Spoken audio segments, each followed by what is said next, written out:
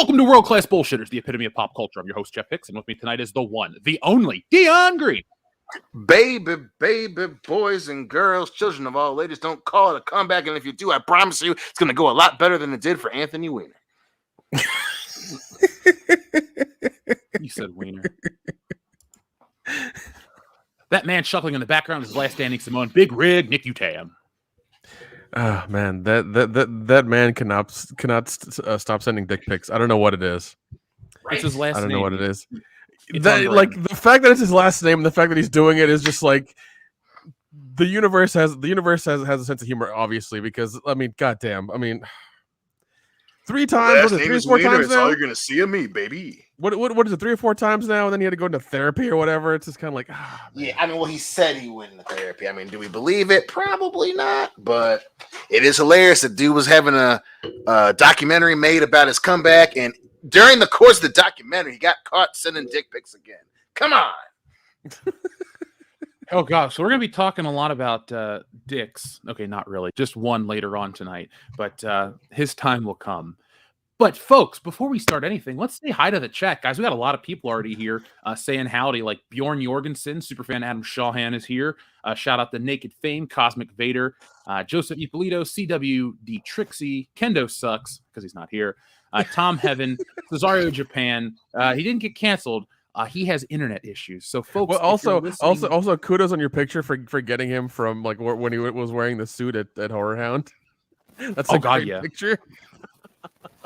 I want to one day draw Kendo, and you, Nick, you'll be the dude. Kendo will be Walter, and I basically want to redraw the scene from The Big Lebowski where they break the Corvette headlights. You see what happens when you fuck a stranger in the ass? I feel like that's prime Kendo. It is that dude.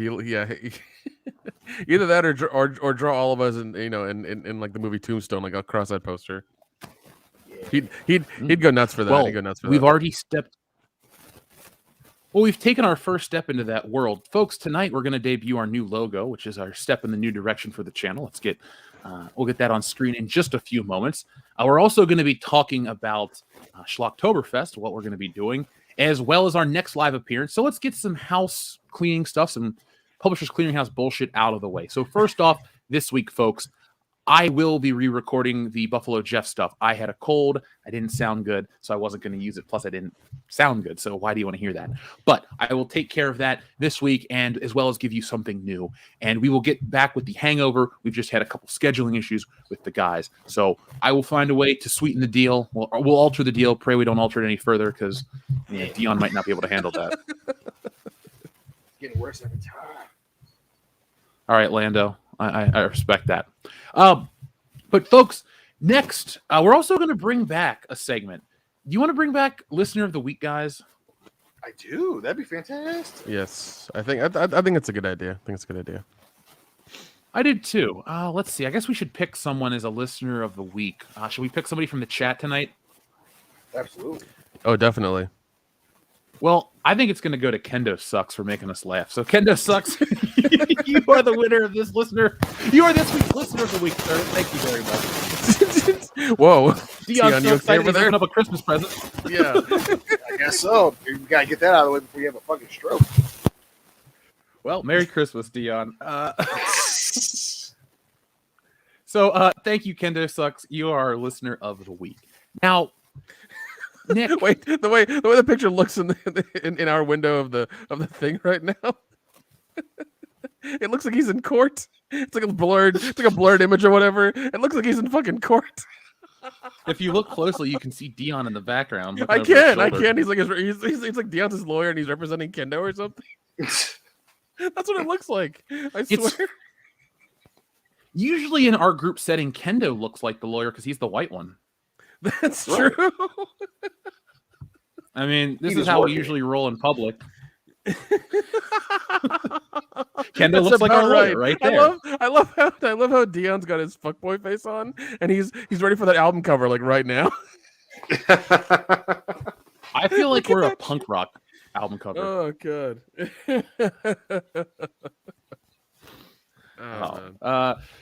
Yeah. So Nick, we have something exciting that we're doing.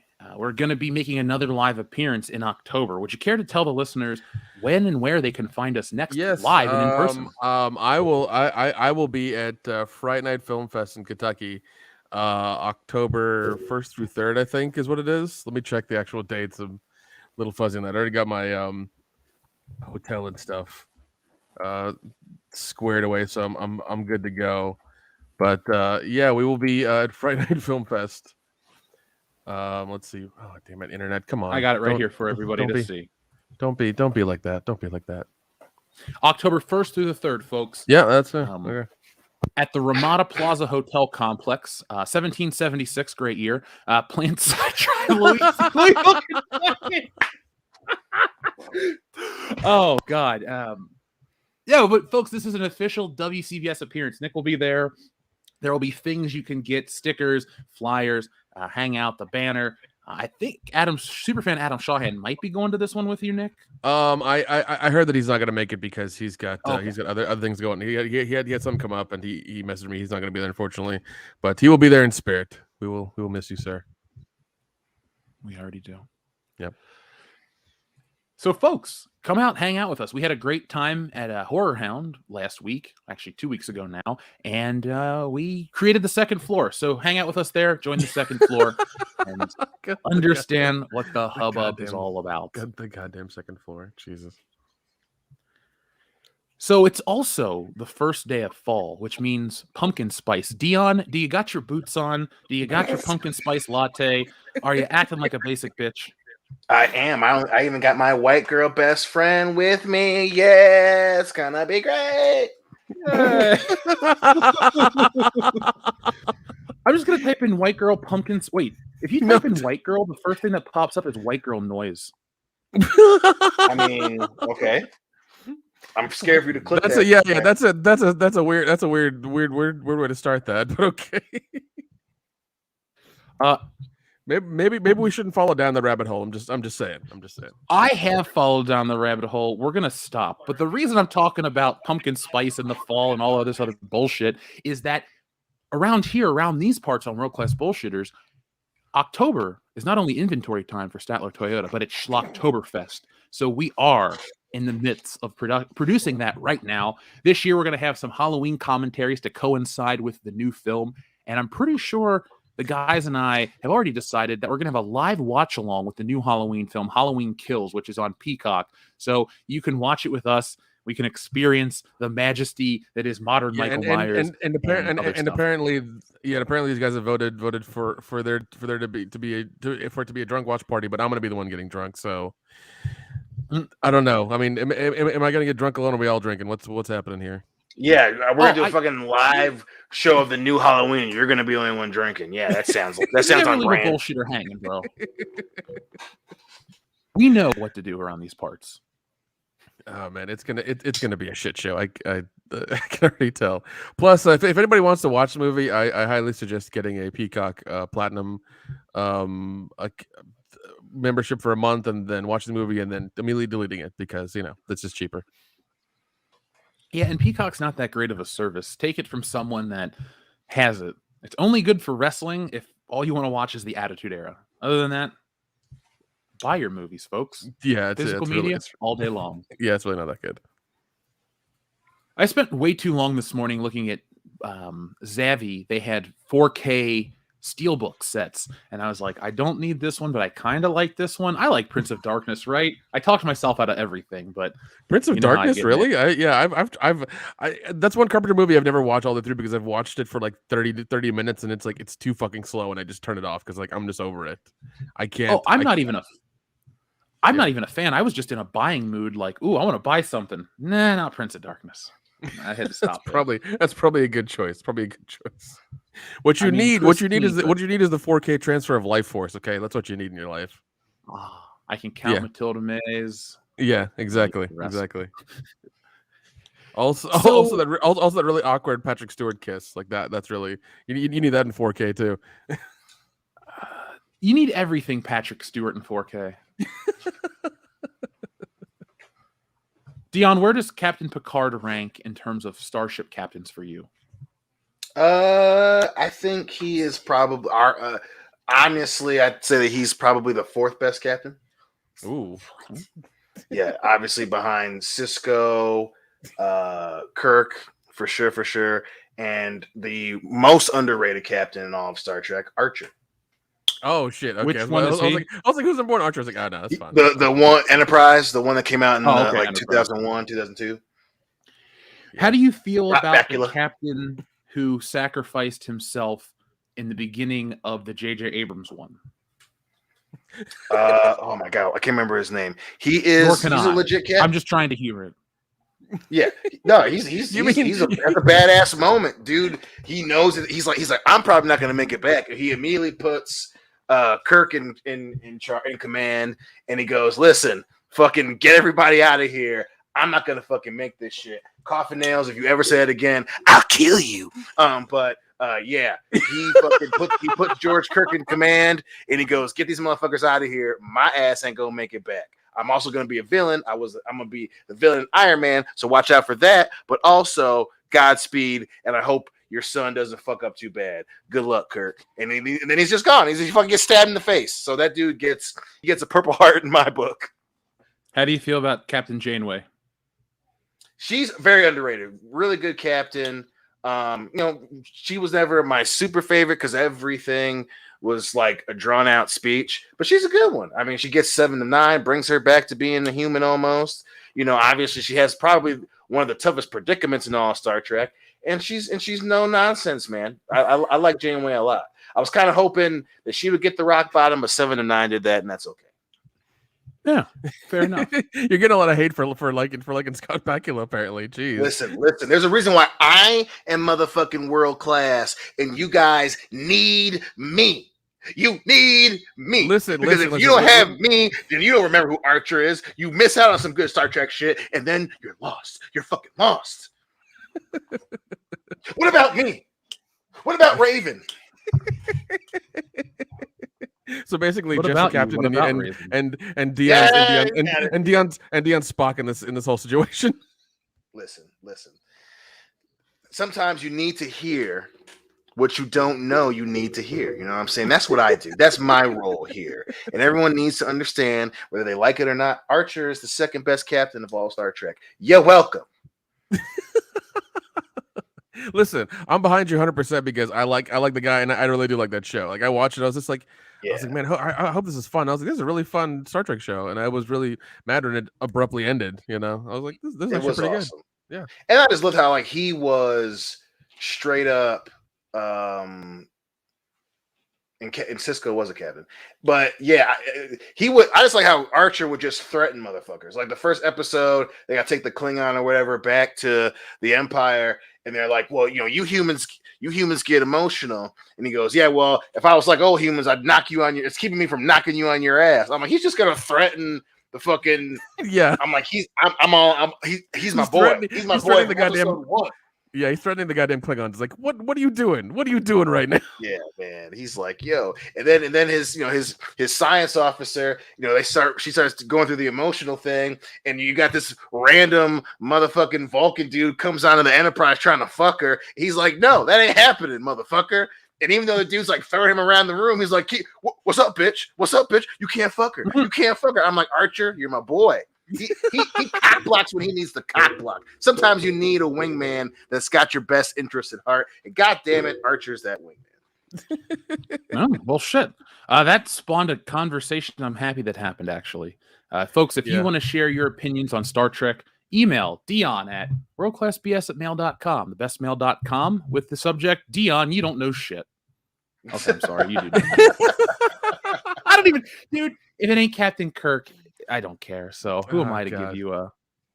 You've missed out on some serious good Star Trek shit. Don't get me wrong. Kirk's still the best. I need to go back and watch the Next Generation real badly. I used to watch it as a kid, and I haven't seen it in fucking decades. I need to go back and watch it. Last year, I was watching a shit ton of episodes when it was on Netflix, and there are a lot of episodes that remind you of why you loved it as a kid. And then there are a lot of the Next Generation episodes. So you gotta, but I always want to call it in the dark, but the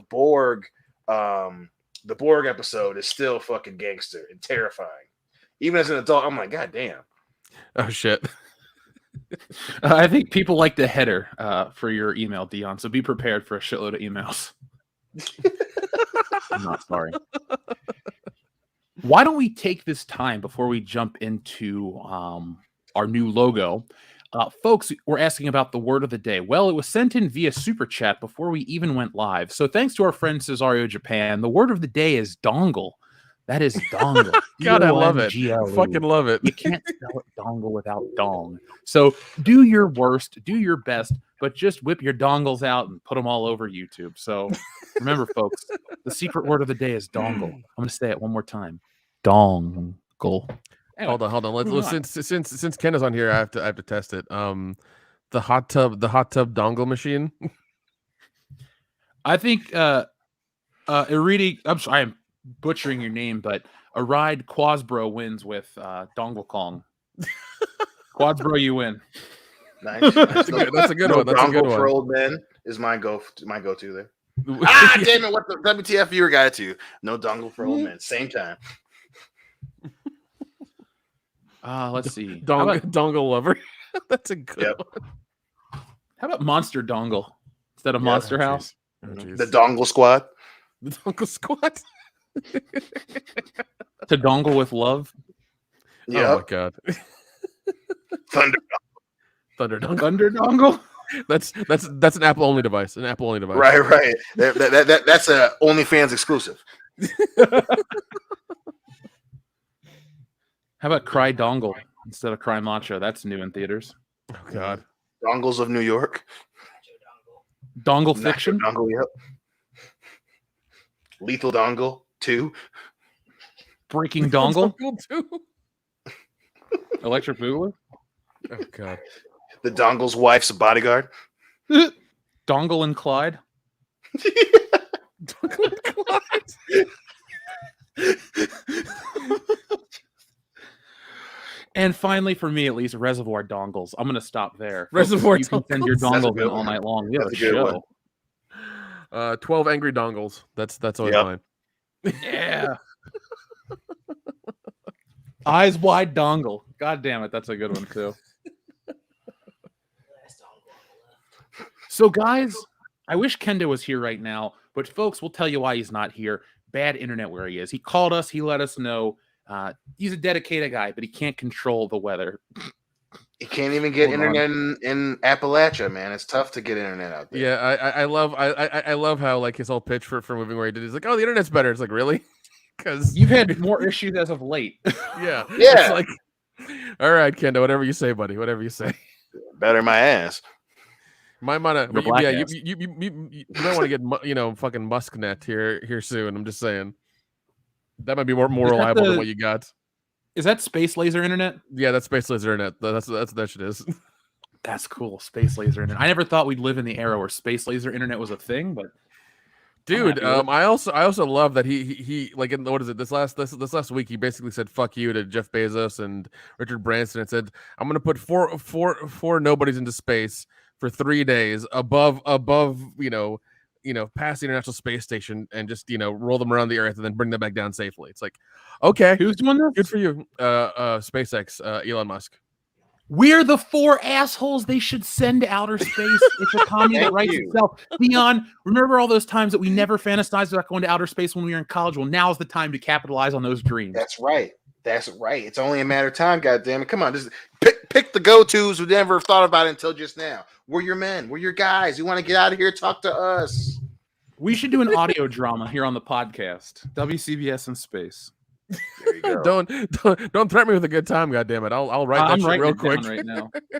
We will, folks. This week coming up on the channel, I'm going to be streaming with Robot Head on Tuesday night. But we're making connections. Not even making connections. It's been making some surprising arrangements to have happen here on the channel. So be on the lookout. But I'd like to make WCBS in space happen, guys, because tonight we're bringing a new segment that we joked about last week to fruition. So we'll see. Anything's possible here on World Class Bullshitters. Remember that, folks. Superfan Adam Shawhan is sold. So there we go. Space. Space, the final dongle tier. There you go. All right. So I think oh man. All right. We're going to have a lot of fun with dongles tonight. We got Wilson. He's here. Naked Fame. Everybody's got their dongles out. Keep them hanging. But Make sure you take your dongle and smash that like button with it. So the YouTube algorithm, favors us a little bit more. We get a little bit more people to watch these wonderful streams. Smash that dongle. Dion, Nick, we've had our old logo for quite a long time. Years. I've loved it. It's fun to take to conventions. Everybody recognizes it. But I think it's time to give... Sorry, from Kendo Sucks. He says, just think about it, Kendo. My internet works and yours doesn't. We have fake Kendo on the show tonight, but not real Kendo. More like 1983 courtroom Kendo in that fucking picture. I'm just saying. I didn't realize Kendo was good friends with Johnny Cochran. Yeah. It looks, dude. It fucking looks like it. Like that picture. I can't get over it. I just can't. It's gold. Are you friends with Robert Kardashian, Kendo? But no, we will read everything in order, folks. But that was just too funny. But let's share our logo. So, guys, we've had it for so long, but I think it's time to update it. So let's share the old one. There we go. Guys, remember the old logo? It's only everywhere we are. Oh, yeah.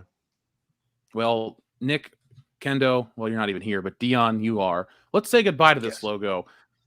Dion, I remember making this right after we got back from Texas, looking at that picture of you drunk on that shopping cart. Excuse me, that luggage cart.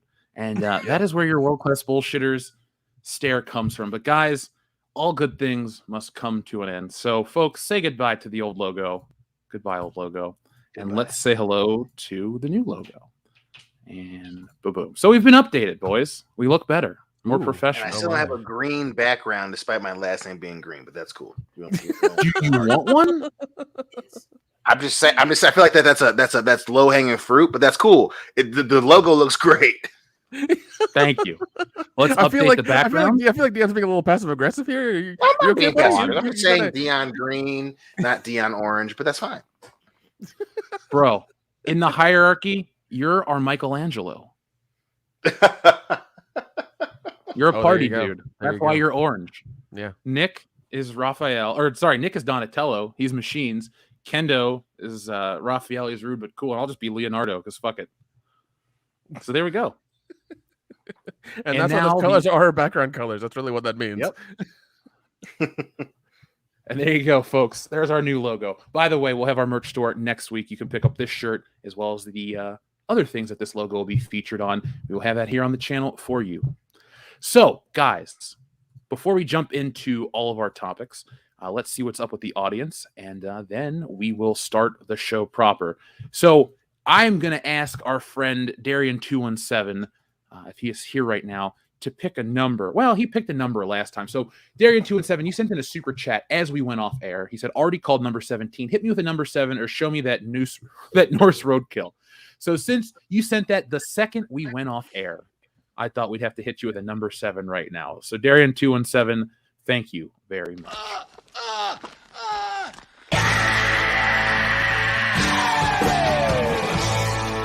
Oh, no. Not again. R.I.P. We love you, John Hurt. You're the man for that. So our friend Space Monkey 0899 says Star Wars Visions can tell a complete and interesting story in a single episode, but Disney is unable to tell a story in a trilogy of films. Space Monkey 0899, your message has inspired me. I'm going to go watch this show. I'm going to try to watch it this weekend, but for sure going to watch it by next week's podcast because I have heard nothing but good things about it, and I'm morbidly curious. It's Star Wars and the word good in the same sentence.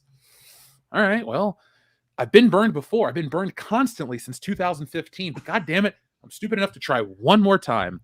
So God, we're just glad for punishment. That's really all it boils down to. I mean, that's why I still read X-Men. Oh, wait, I don't read X-Men anymore. Fuck you, Marvel. Oh, man.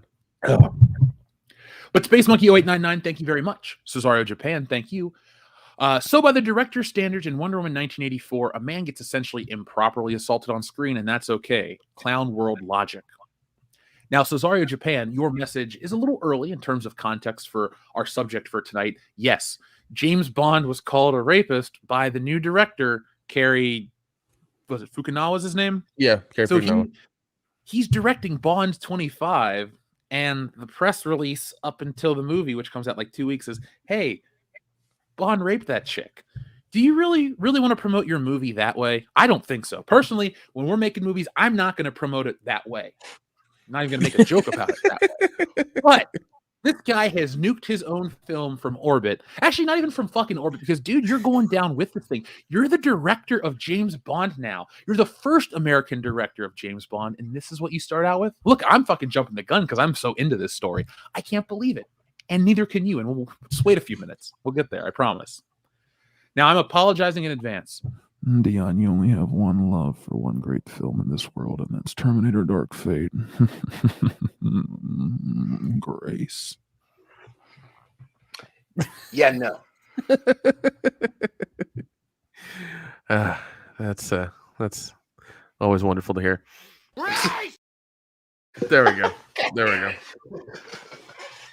Sorry, Dion, but that comes from SH Rebels 08. SH Rebels 08, thank you very much. Gunner. Marbles, Starbles ass. Our friend Gunner says Super Smash Brothers Cinematic Universe. I would pay regular movie ticket prices to go see Super Smash Brothers style films. I want to see a Legend of Zelda film. We're going to talk about the Mario film in a few moments, but video game movies, we might live in the era where it's finally right. Maybe it wasn't that video game movies just aren't able to be made. Maybe society wasn't ready for video game movies. Gunnar, thank you very much, though. And then our friend Pope Bob Iger says, I shall bless this live stream. Go with Baby Yoda. Oh, thank you. I feel safe knowing that we're blessed by good old Pope Bob Iger. Thanks, Bob.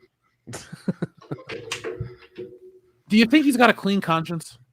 Hell no. No. No. He's got skeletons in his closet. That's how many skeletons he's got. Yeah, man. Now, 860.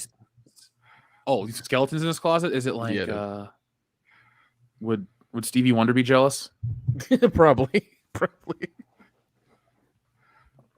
I don't know why I brought that up. Oh, speaking of that song Skeletons by Stevie Wonder, Die Hard. Did you guys get to watch that documentary, The Movies That Made Us, about the film Die Hard? No. Oh, yeah. I've not seen it yet.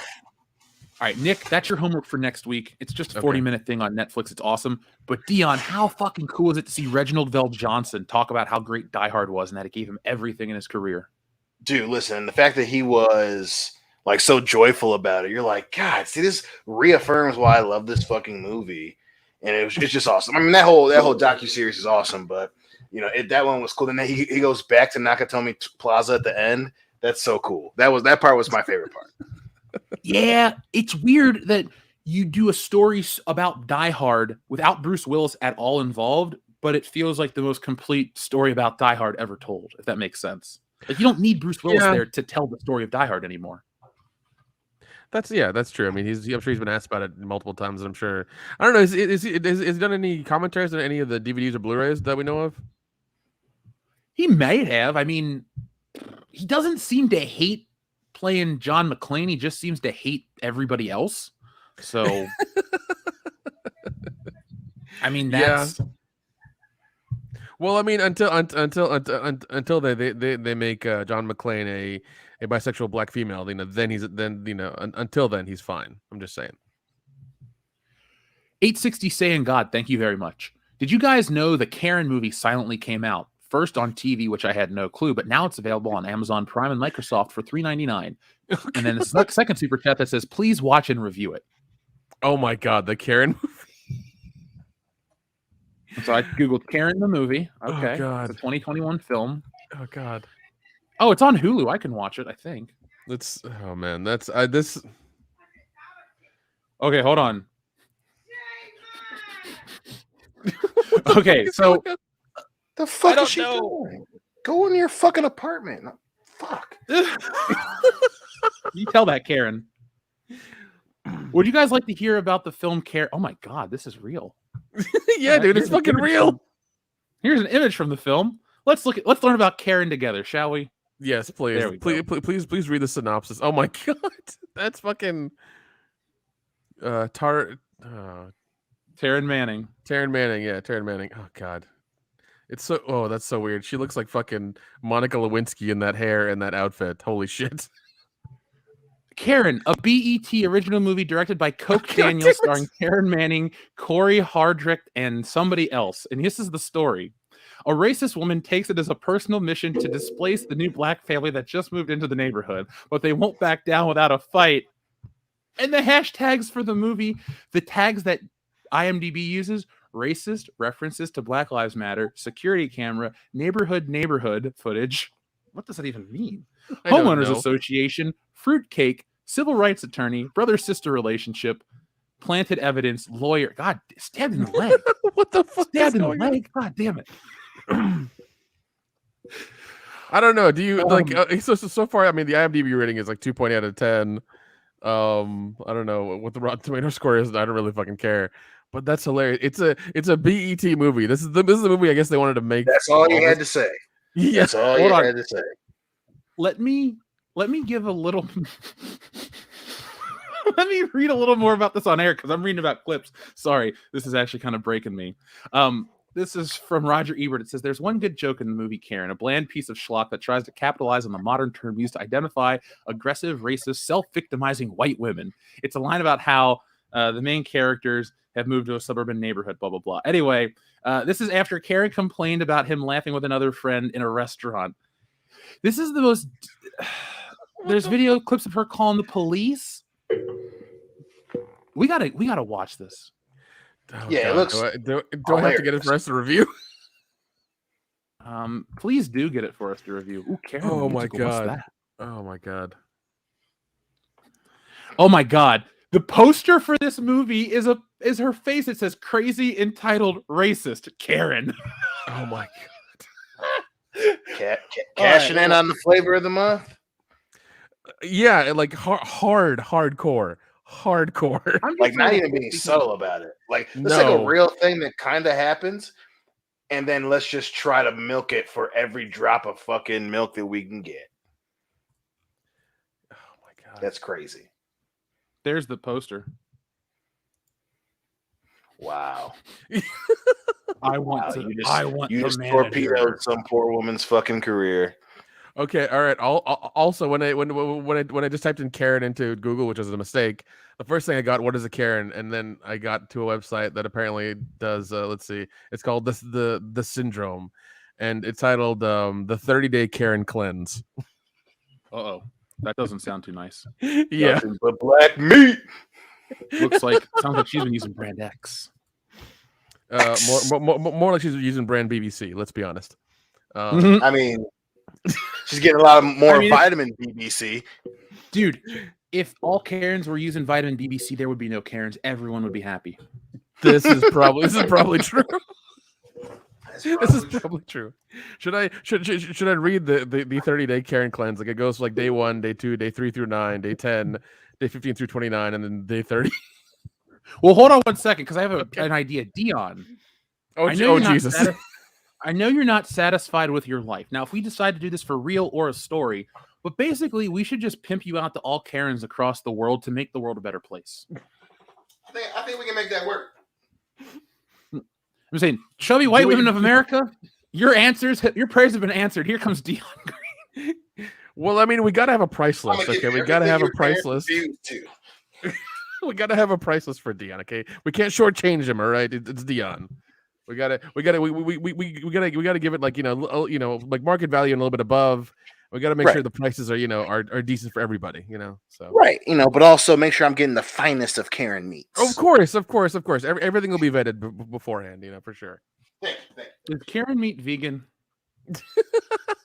Probably. I don't care. Some of them probably are. Hey Nick, I'm looking up that guest list of the convention you're going to be at for the channel. Yeah. And it's got a decent amount of people, but the only person I even would want to get their autograph would be Ginger Lynn, the porn star. Would you make that happen for me? Yeah, dude. Yeah, I'll ever sign one of our cards or a picture or maybe a DVD if she's got one, just for you. Well, buddy. She's definitely gonna have her sign You should have her sign those Nick Utam flyers I had made for you. Oh, God damn it. Oh yeah, you got a surprise coming, buddy.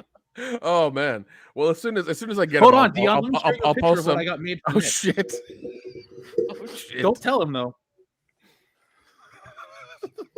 You guys keep talking. I'll be back What in a the second. fuck? How are you just gonna drop that bomb and then fucking? I'll be right back. Yeah, it's like, oh yeah, just keep talking. What are you doing? What are you doing? Yeah. Man. Anyways, I'm in a horror we're movie moving on, from the Dion. 90s, bro. Hey Dion, how much are you gonna charge for a ZJ? Just to just to get kind of a price list going. What are we doing for ZJs now? Listen. The price has gone up with the pandemic, and supplies are limited, and supply lines have been interrupted. Hell, GM can't get chips. ZJ is gonna be expensive, son. I got bills to pay. I got 401ks to feed. It's not gonna be cheap. It's doable if you got what it takes, but it's not cheap. All Dion, right. check your text messages real quick. That's what I got made for Nick. So have fun with that, Nick. Oh, this is gonna be interesting. This is gonna be really interesting. It is. Now this Karen movie is reminding me of that movie, The Hunt, and then there was. We'll see. Okay. I actually watched The Hunt, and they Goddamn. Oh god, that's not good. That's not good at all. That's not good at all. It's very good. It's very good. But yeah, I watched Hunt. You remember how it said it was supposed to be this like this alt-right movie and this, that, and the other, and like, liberals are gonna love it. It's actually kind of the opposite. Damn. And it was actually, check it out. It was actually a good movie. It was actually a lot of fun, really. It was. Really? Okay. Yeah, no. You had my curiosity. Now you have my attention. No, because I watched it and I was just like, it was free on one of the VOD things I got, and I was like, all right, it's free. I'm gonna watch it. I didn't want to pay for it, and I watched it. I was like, this is actually pretty good. This is pretty, yeah, it's not bad. I'll give it a shot. When I was reading the synopsis to Karen, you know what movie I thought about?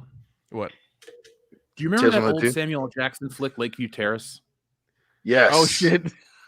It seems like the race gender swapped version of that story. It probably is. I mean, it's BET. I'm sure the writer just kind of like took that movie and copied some things and changed some things over and just like, voila, here, it's original because we made it. Yeah. Well, I can't wait to weigh in on the social impact of Karen the movie, because we need another vehicle to tell white people they're terrible, right, society? What is this movie trying to do? Literally just cash in on a fucking social issue that's somewhat come to the forefront. It's taking one thing that's actually happening and then multiplying it by 1,000 and putting it on a movie poster. BET, as any intelligent individual can discern, doesn't give a shit about any of this. They don't give a shit about people's rights. They don't give a shit about actually making the world a better place. And they sure as hell don't give a shit about social healing, communication, any of that bullshit. They're here to make money, son. And anything that's fucking popular, anything that's controversial, anything that's gonna look crazy on a movie poster, BET is gonna fucking do it. They are the problem. While they, it's BET, they think that they're safe behind the name. They are part of the fucking problem. They may not be the dudes walking around with fucking tiki torches and shit, but they're on the other side of the fucking fence where it's like, yeah, you don't want that dude on your fucking side. They don't give a damn. They just want to be able to get stupid people to go and watch the movie on their stupid ass channel and buy the stupid ass Blu-rays of it when eventually it comes out so they can fucking have a bonus. They don't give a shit about any of this. And anyone that thinks they do is fucking crazy. Yeah, if they really cared and they really wanted, to affect social change, they would have given the movie out for free on YouTube. But they're not. I mean, I can rent it on YouTube right now, guys. But see, you're paying for it. If they really cared, they'd make it for free. I'm just saying. Yeah. But clearly they don't. I'm wondering what the comments are. Okay, so the movie has 1.1 thousand thumbs up, 41 thumbs down. The number one comment, I thought it was satirical at first. Then I was like, OMG, this movie is real. OMG. Yeah, that comes from Chastity Cooper, top comment. Further down, we have Mitch, who says, I can't believe this is actually real. Makes me feel bad for all the nice ladies named Karen. Yeah, dude. Wow. It's crazy. This hurts me. Wow, this is the best satirical dark comedy I've seen since Shaun of the Dead. Ooh. Really? Hold on. I don't know Don't how- worry. The next comment kind of cuts the legs out from underneath this one. Where are the Wayans brothers when you need them? There you go.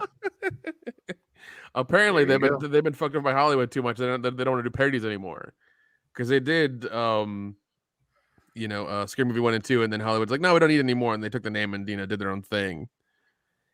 And then he did Haunted House 1 and 2, and then no part 3. So I think he's really tired of dealing with Hollywood.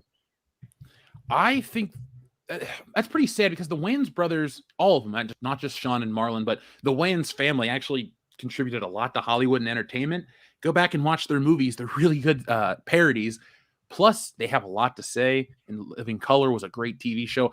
They contributed a lot, and they've kind of gone away because they've made some bad shit towards the end.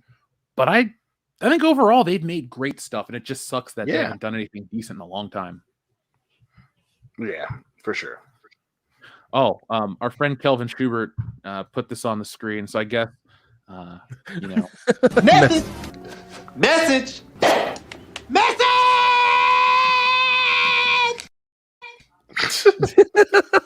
yeah. Great movie.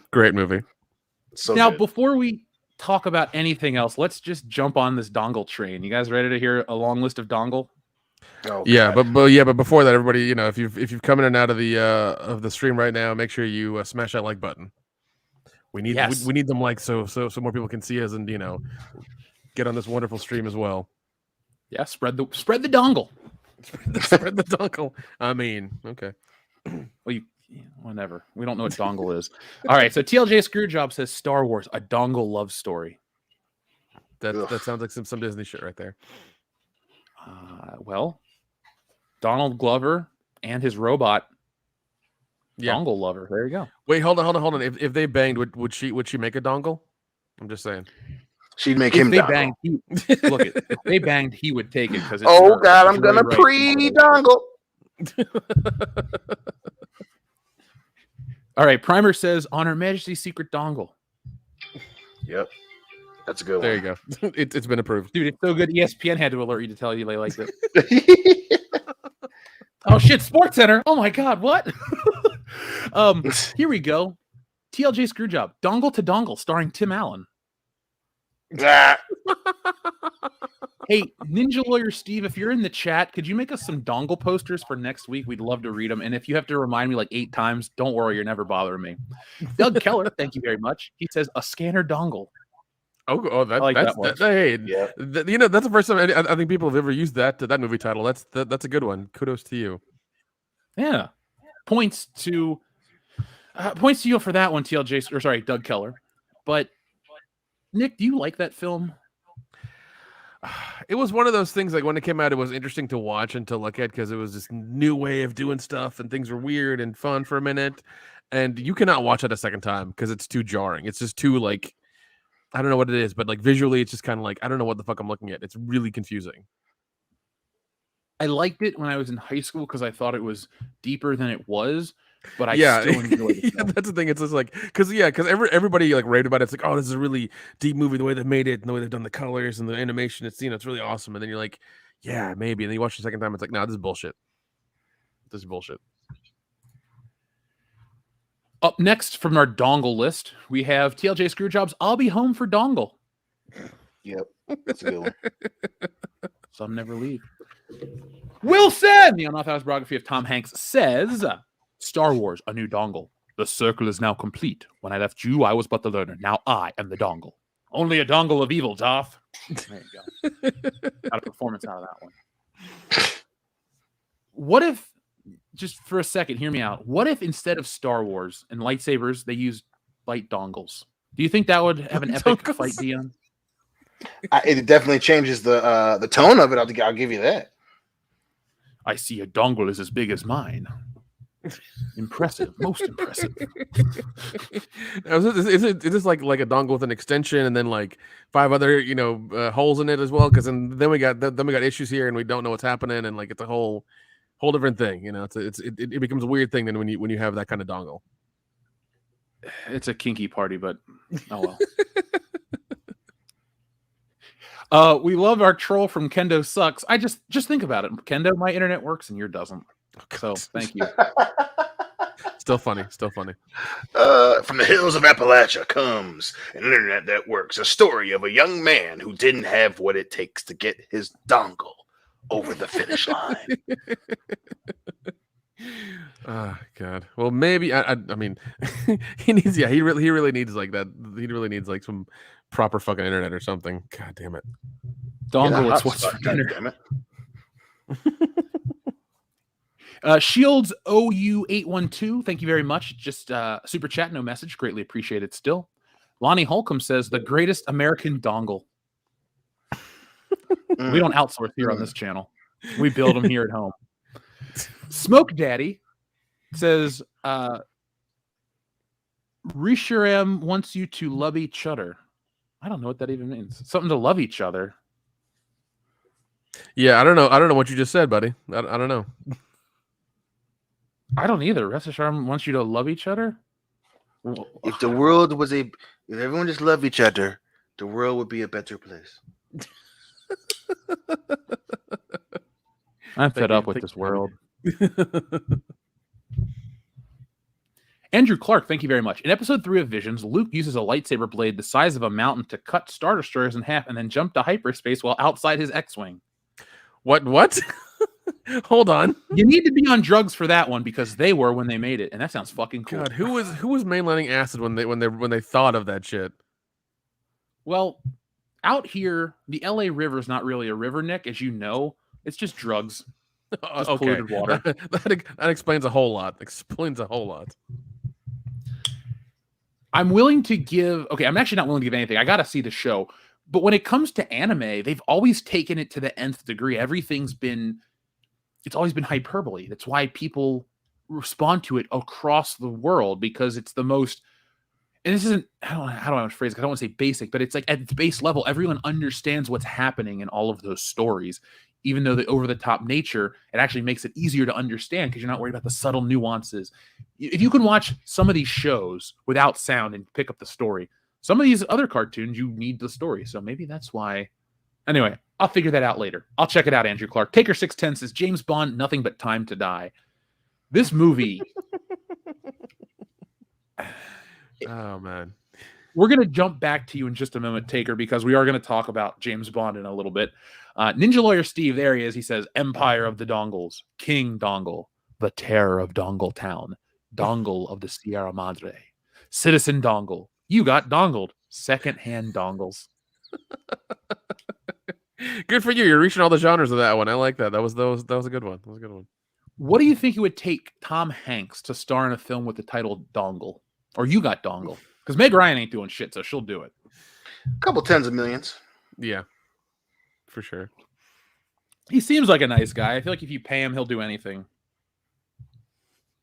Well, there's always that rumor that he's doing that weird politician movie where he's like trying to where the politician like bangs a cow and then still runs for office somehow wins something like that. I don't know, but like there's always that rumor about that that happening or that script going around and I don't know. It's a strange Hollywood fucking story. Listen, the dude was in Cloud Atlas. I wouldn't put anything past him.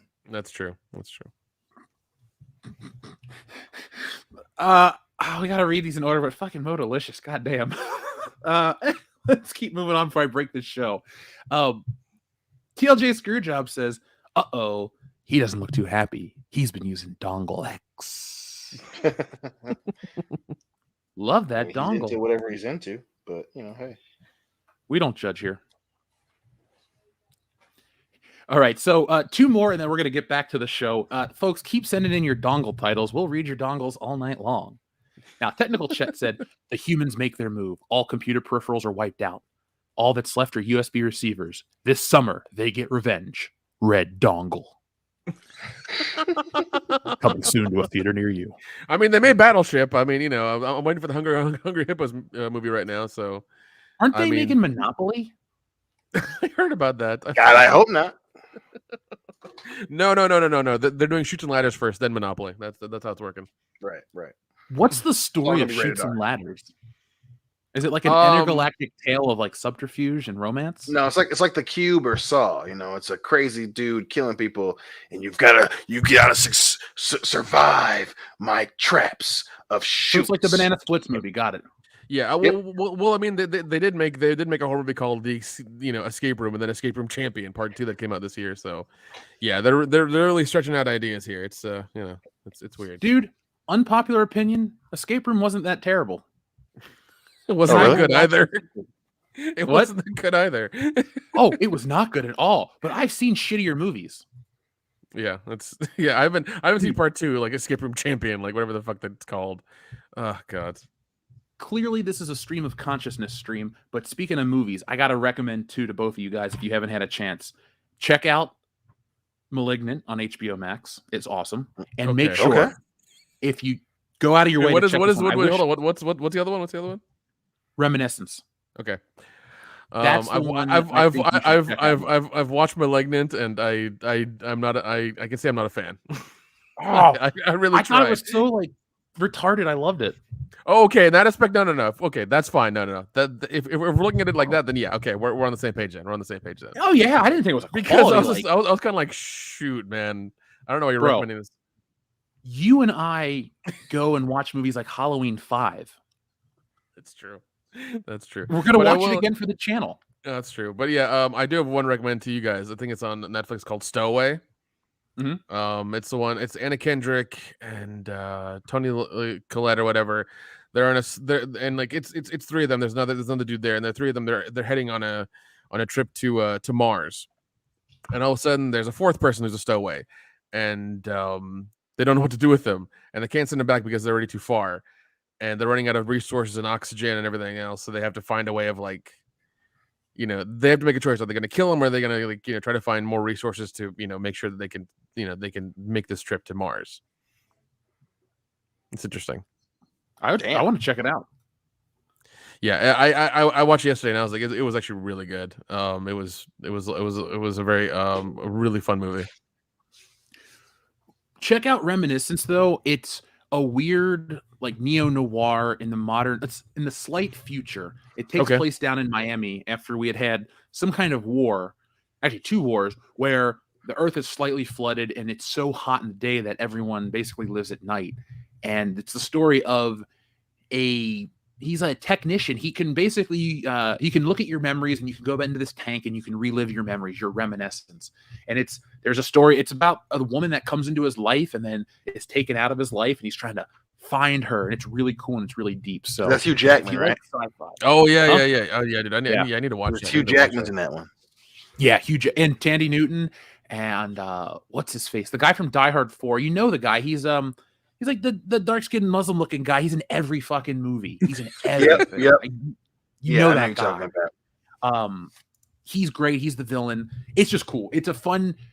Let me rephrase it. It's not fun. It's kind of heavy. It's not slow. It's very methodical, and it's very much like Blade Runner minus the replicants. So okay, all right. That's the best way I can describe it. Now, let's get back. Oh, okay. One more, and then we'll get back into the show because it can't. LJ Screwjob says, "You are my number one guy. Now, don't forget your lucky dongle." Thank you. Also, Adam Shawhan, fuck you. I'm not fixing it in post anymore. Okay, I'm sorry, buddy. I don't even know what that means, but I'll go with it. Now, folks, we will return to your dongle talk a little later, but you don't have to worry. But first off, we have a very special announcement. Bruce Sexico, what is up, buddy? Hey, holy shit. What's up? The fucking Resernet goes down this afternoon. I am in shambles. I cannot begin to tell you how fucking boring it is suddenly that the world grinds to a complete halt all of a sudden when you have no data connections. It's like, what am I going to do? Fucking drink this tequila and read a book? Yep. That's what I did. Hey, Dion, look at the screen. I am. This is for you, buddy. And that's all I can do. Oh, my God. Okay. Jeez, I'm so jacked right now. We got all the way up to the Paramount logo. Motherfucker better turn me in. I know, right? I know. Oh. Dion can't even stand up right now. That's how I excited he know. is. Oh my gosh, I'm about to rip through my shorts. Well, that's a perfect segue, dude, because the first woman I remember ripping through my shorts for was Elvira. And now she's back in the news. Nick, have you ever had a chance to meet Elvira in person? Yes, I have actually. Was she nice?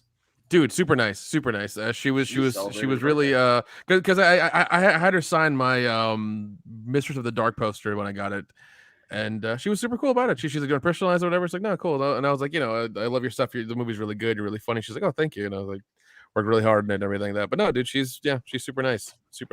It seems like every convention she's at is always her last one or her last appearance as Elvira. But there's always a line for her every time. She's a big deal. Now, have you heard the news that she just came out and she's been hiding a 19-year relationship with a woman? If you've met her in the last 19 years, there's always this female with her that looks like her bodyguard. It's like, that's on her bodyguard. See, here's where the skeptic in me comes out, and I think that there needs to be some kind of photographic or video proof. So just I'm with you on that. I'm with you on that. Send that this way, and then I'll say, you know what, you're right. I can see that. All right, that makes sense. Okay, go you. Good. I support you. Yeah, I mean, it doesn't change my my love for Elvira. It's like, okay, cool, whatever. Of course. Well, she's got a book out, so good for her. But yeah, I mean, yeah. She was posting about she had a lot of stuff out. I'm talking about. Yeah, she was posting about doing the audio version of it here recently. So, there's gonna be a lot of versions of it. Hey, Kendo, you missed it. A moment ago, we learned about the film Karen and the magic that is that film and how we're going to be watching it soon here on the channel. So be prepared for the BET original film in which a racist woman takes a personal mission to displace a new black family that just moved to the neighborhood so they won't back down without a fight. You excited for Karen? Exactly. Ooh, there's also a film called Baby Money. When a home invasion turns into a bloody shootout, a pair of ragtag fugitives take refuge in a house of a single mother as refuge. Excuse me. It was pretty cool. Anyway, I mean, there's also a plan called refugees.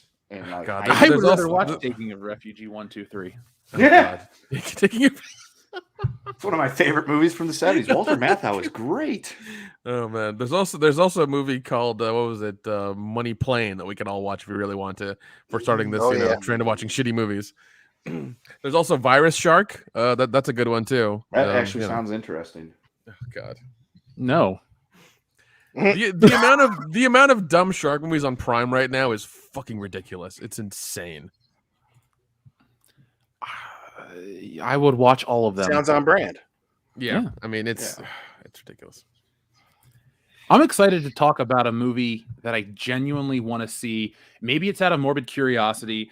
Maybe it's because almost 30 years ago, they tried to do it once. And as a little kid in the theater, I was heartbroken. But now it's time, guys. The Super Mario Brothers movie. It's happening. Boy. We have news. Now I'm going to take it. We're going to start with Kendo. Kendo, I would call you our biggest Nintendo fan here on the channel, meaning we all game, but Nintendo seems to be one of your prime consoles. So let's start with you. Super Mario Brothers. Did you enjoy the film in 1990, whatever? Did I enjoy the fact for the last couple of hours I was going through the fucking shakes because I had no way of talking to you guys? So, I mean, there's that way of looking at it. Or did I enjoy the fact that one day I got hit with a hockey puck to the balls? I mean, those were more enjoyable than that movie. Oh God! Ow! Damn. That movie was just fucking bad. I tried going back as an adult to watch it because I'm like, I didn't see it in theaters when I was a kid. I got to see it because like a buddy brought home the videotape from the movie or from the video store. He's like, "Oh, look! I got it! I got Mario Brothers. Let's watch it." I remember watching, going, "What the fuck is this? This isn't Mario Brothers. What is this? This is stupid." And then I ended up, watching it again a couple years later. It was still stupid. I've never tried bothering with it. And then a few years ago, as an adult, I'm like, you know what? I want to see how bad this, because it was making all those horrible movies lists and this and that. I was like, I guarantee it's not that bad. Oh, yes, it's that bad. It is still that fucking bad. You can't say the movie holds up when it was already laying dead in a ditch. Wait, what? Wait, hold on. What did you say? There's a director's cut. There's a new edit of this movie. Oh, fuck. No way. Oh, that'll probably save the whole thing. It's not even news. It's on Blu-ray. What's it? It's on. Wait, it made it to Blu-ray? How? Yeah, it's like a special feature on the disc. It's not even like. God damn it! Here Who we the go, fuck gave right the here. money to make Blu-ray? I've been desperate to have on Blu-ray that have been out in print for years, but no, this movie gets a fucking Blu-ray print. Well, let me fill you guys in on the story. The story behind the Super Mario Brothers extended cut. How the discovery of mysterious VHS tape led to the restoration of 20 minutes of game-changing footage in the infamous Super Mario Brothers movie. I bet. Oh, Jesus. Yeah. So, it sucks. So, directors Rocky Morton and Annabelle Jankel were best known for their work on the visually arresting cult TV series Max Headroom when they landed the gig of translating the story of the world's most famous plumber to the big screen. I'll stop right there.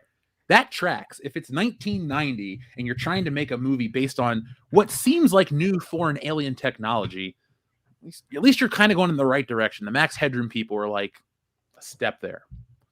Their vision was about as far removed from the world of Super Mario as you can imagine.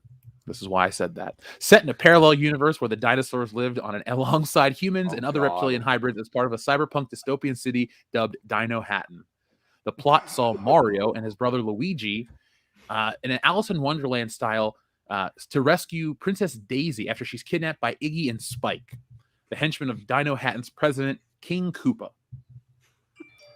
So for many fans, arguably the most fascinating debate around the film is what could have been.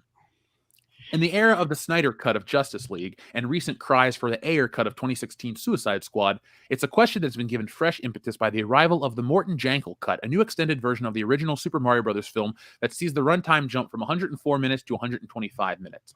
And maybe I misspoke about the Blu-ray. I know you can watch it, though.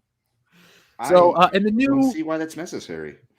Well, what makes this new cut more unique, however, is that it's more of the work of diehard fans over at the Super Mario Brothers archive. They did this themselves. And it matches the director's original vision. So that little detour of the original Mario Brothers movie is a nice way to set us up for the new Super Mario Brothers movie. Now, play along if you guys know the actual answer. But when you think of Super Mario, who do you think would be a good choice for his voice? Mike Tyson.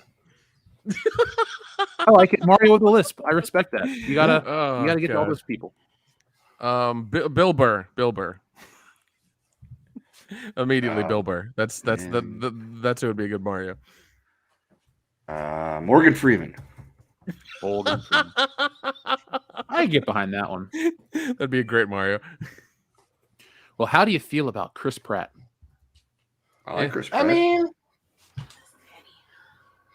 I don't know, for Mario, I don't know, maybe Luigi, but not Mario. Yeah, as I say, I don't see how he would fit in. I mean, they've already tried canceling him for a really long time. What happens if he comes out? He's like, "Hey, Luigi!" They're like, cultural appropriation. We got more to hang you with now. Oh, God. I like Naked Fame's choice. Thank you, Naked Fame. But let me read you the cast of the Super Mario Brothers movie because it's kind of interesting. You can decide.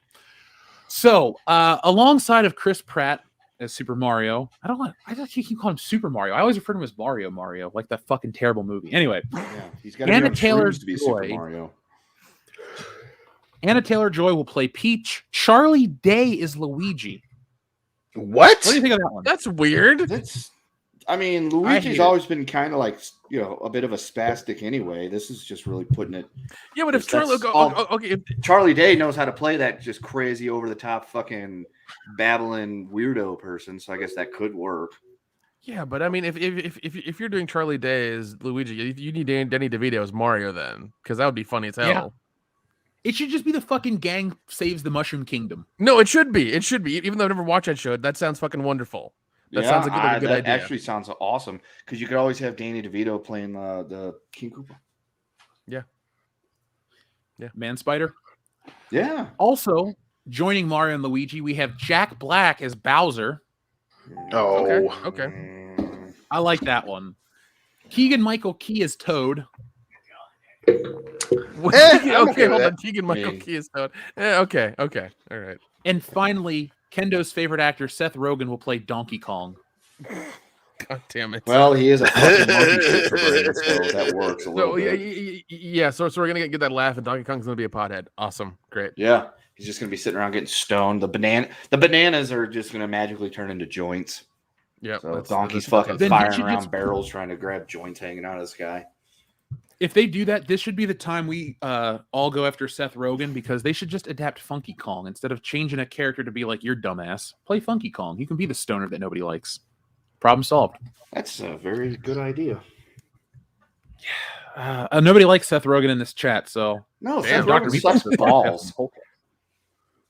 If I woke up tomorrow and found out that Seth Rogen was found dead in his hotel room, I would not shed a tear. Yeah, it does seem like everybody does love Jack Black in the chats. That's good. That's good. I do like the guy. Jack Black I think he's also. really talented. Oh yeah. Briefly, since we're talking about Nintendo, do you guys follow the Nintendo? What are they called? They're directs. Did you guys watch the Nintendo Direct that launched today or dropped today? Excuse me. Only thing of note that I wanted to bring up, since we're all roughly the same age, Nintendo Switch Online expansion packs announced includes N64 and Sega Genesis games. Yes. All of them, Hold or on. just a few? Well, they announce what's coming even after that, and there's even a better thing. So the first launch games are going to be Mario 64, Ocarina of Time, Mario Kart 64, Star Fox 64, Sin and Punishment, Dr. Mario, Mario Tennis, Winback, Covert Operations, and Yoshi Story. That's the launch.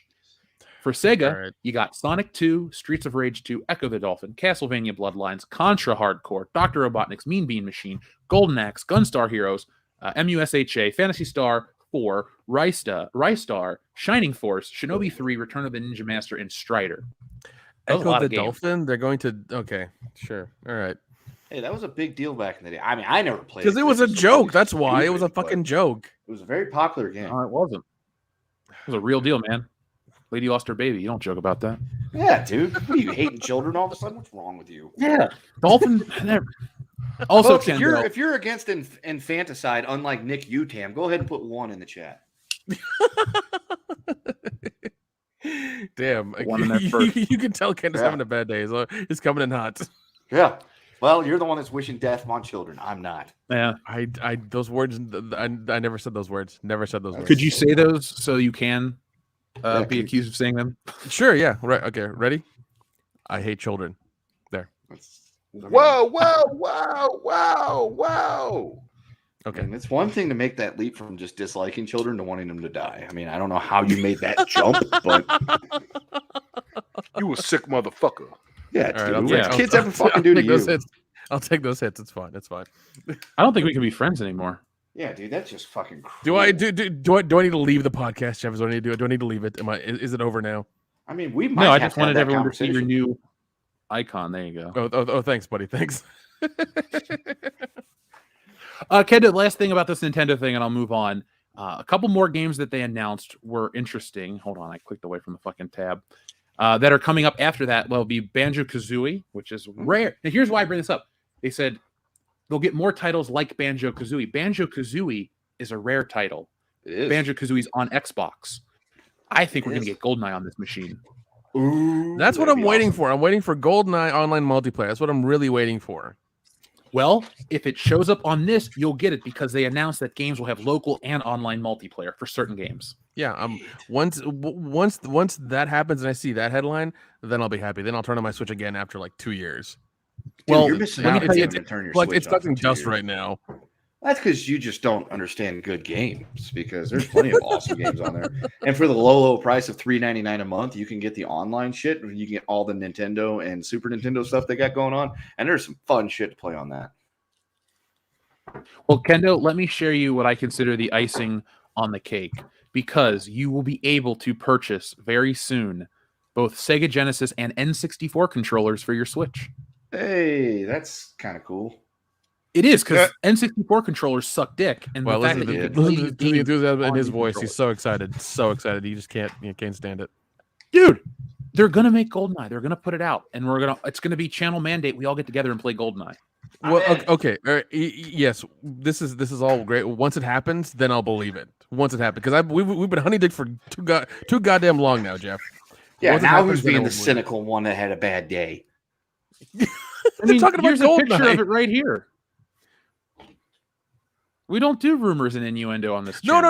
I'm not. Yeah. No. I'm not saying there's rumors or anything. No, I'm saying Goldeneye specifically. Like once, like because they've always said, God, Goldeneye's yeah. coming to like, Xbox. No, it's not. Then it's coming to this. No, it's not. We can't do it. Oh, it's delayed. It'll never happen. Once I hear that game is specifically coming to the Switch and it's going to have multiplayer, then I will believe it. True. Nick over here sound like the scorned girlfriend. What? Jeff I knows think how he's many been times. hurt. Jeff knows how many times I've done that shit. Come on now. I'm gonna kick your ass later. Oh, Fair dude, enough. I know. It hurts me. It hurts me. Yeah. See, like, yeah, we've all heard this story before. It's like, oh, the N64 games are all coming. All of them are coming. I swear, but not GoldenEye. We can't do that. Sorry. It's like, God damn it. Okay. So I bought an N64 HDMI adapter the other day, and I finally had a chance to test it out. You know what I realized? Cruising USA is a terrible fucking game. Yeah. Yeah, like a fucking Oh my semi-truck simulator. What the fuck is that?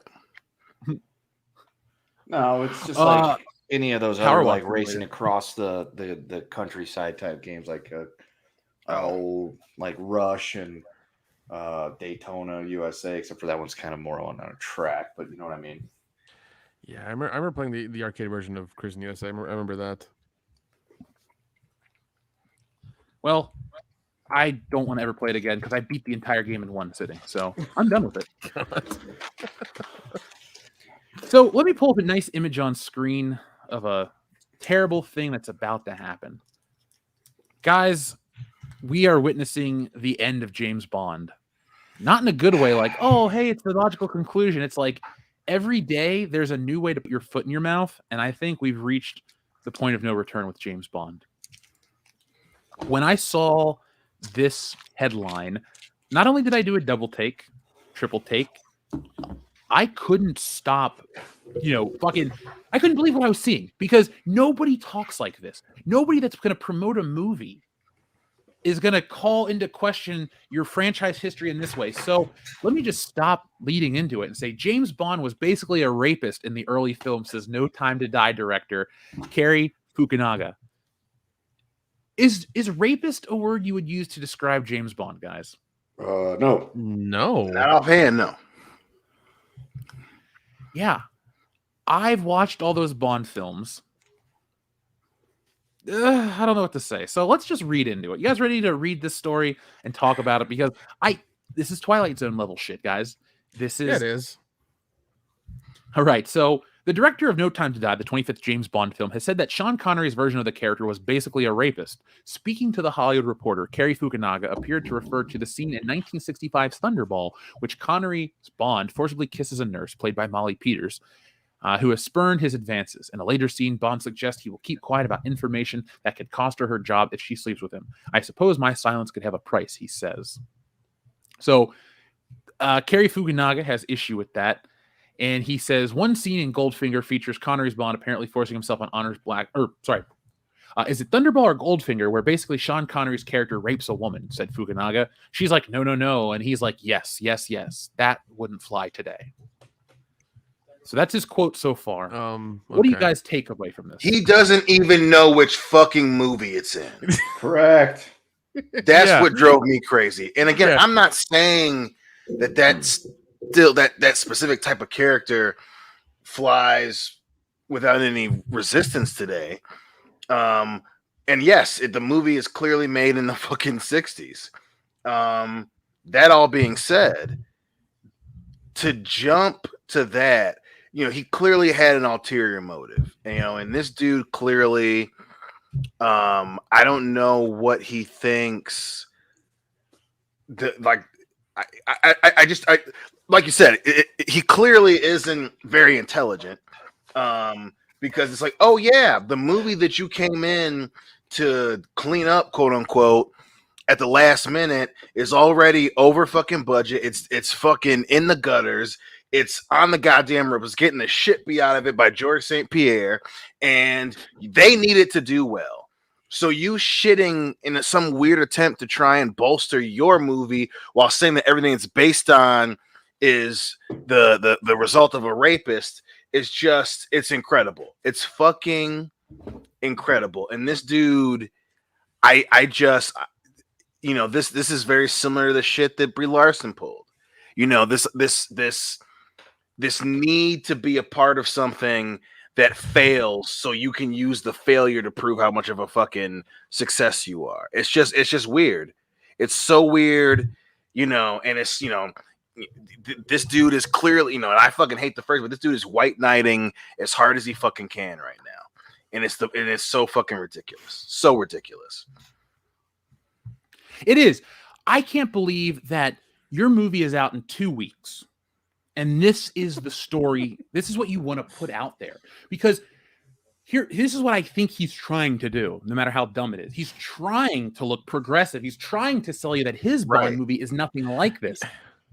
Remember, folks, but all of us clamoring for classic James Bond. We don't need to watch Bond go force himself on people. What we mean by classic James Bond is we want a story that's fun, exciting, and moves, and his character actually has some suave panache to him. I'm so tired of watching a beaten down dog of a man.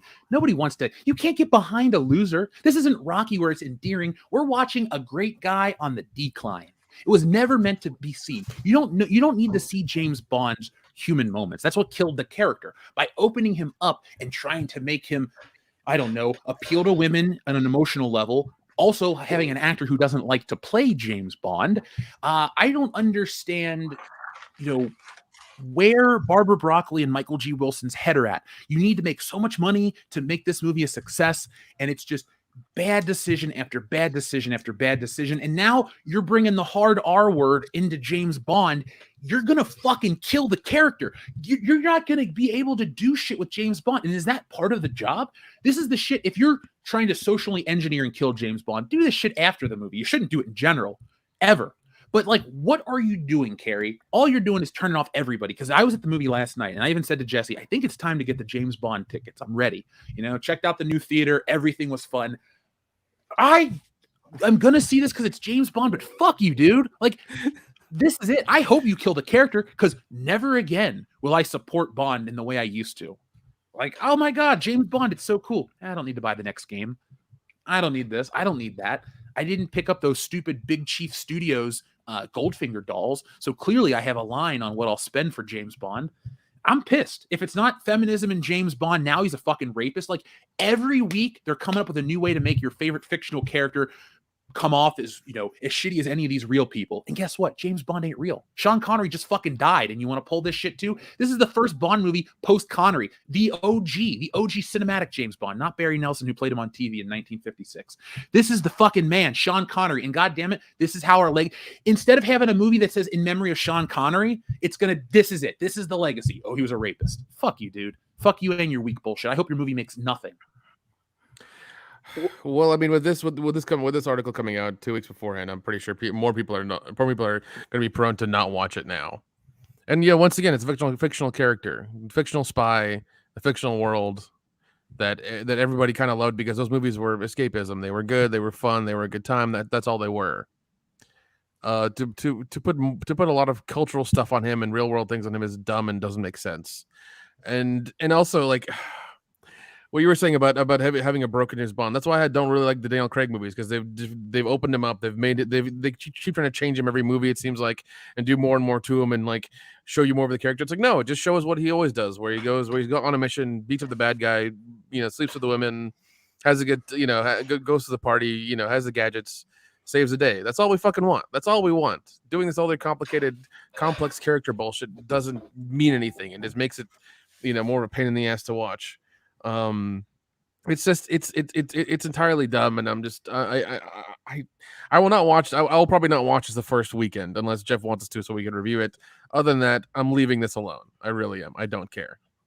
I'll bite the bullet for the channel because it's me. If you want to see it, cool, but I'll be the one I'll do the official, you know, review and all this bullshit. Look, if somebody's got to put James Bond out of his misery, it should be me, or at least watching it happen. No. I 100% agree about that because you've been adamant about telling us about giving your money towards it, about buying it, about watching it. Hell, even what is it? The very first or second episode we ever did for this podcast was James Bond. It was a review of every single movie. That's how dedicated you've been and made us be dedicated about it as well to this franchise and this character. And I think that's fitting. I really do. Go ahead. Sorry. Go ahead. No, I was just gonna phone box chicken. He did compare something to the Sweet Tang Rape in the book, but that was never played upon in the films. Yeah, I doubt Fukunaga's even gone that deep with the character. He clearly hasn't read the fucking books. He couldn't remember what movie it was. So it's safe to say that he hasn't watched all the Bond movies. I would bet my 401k on that. This dude did. This is a prime example of how different the world is for Hollywood and for the people who watch movies. Like we're clearly at this canyon between the two groups of people. And listen, in the real world, when you are whether it be accusing of someone or trying to change the culture and say a business, it's always fucking apparent when someone is not doing it for the right reasons, right? If he were this aggressive and brazen about, say, I don't know, trying to out Harvey Weinstein, that's different. Because you have someone abusing their power, using their power to take advantage of a number of actors and actresses who are trying to be successful, right? That's different. But the thing that really bothers me about this is people like this weren't this vocal when it fucking mattered. Exactly. This dude was famous for True Detective. Where was all of this when it was faux pas to talk about this? Where was he when Harvey Weinstein was actively doing this shit? But now, and again, caveat being, hey, it's good for people to talk about this. It's good for people, the good parts of Me Too, where people are not abusing their power. But you to fucking do this in a weird attempt to sell this movie is fucking disgusting. And it infuriates me. One, obviously, because of that. This dude, just like the rest of them, were sitting in his fucking condo, lapping up every opportunity from these motherfuckers. But now that it's popular, it's the flavor of the month. Now he's going to call out a character for quote unquote being a rapist with no context, no explanation, on a website like Upfox or Upfucks or whatever the hell that website is, Upox. The fucking article is like 2 paragraphs, no context, no this discussion of the topic itself. And then the other part being, he waited until Sean Connery was fucking dead. And I'm all about people trying to use platforms when it's appropriate. But this stinks of try me bitch stuff. This reeks of pick me bitch mentality. Oh god. This dude is a pick me bitch. Carrie, Joji, Fukunaga is a pick me bitch. And he doesn't give a shit about women in Hollywood. He doesn't give a shit about changing the fucking culture. And he doesn't give a shit about any of you. He's doing this because it's popular, because he thinks it's going to sell the fucking movie, and he thinks that other people who watch and read BuzzFeed and Uptalks and Esquire and all that bullshit Are you talking about already on the fucking doing this shit for the clicks already. That's what he's doing this for.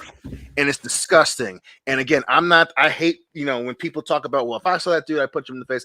I really would have to control myself because that's a bitch move. This Dion, every reason he's doing it, not one of them is for the right thing. Not one of them.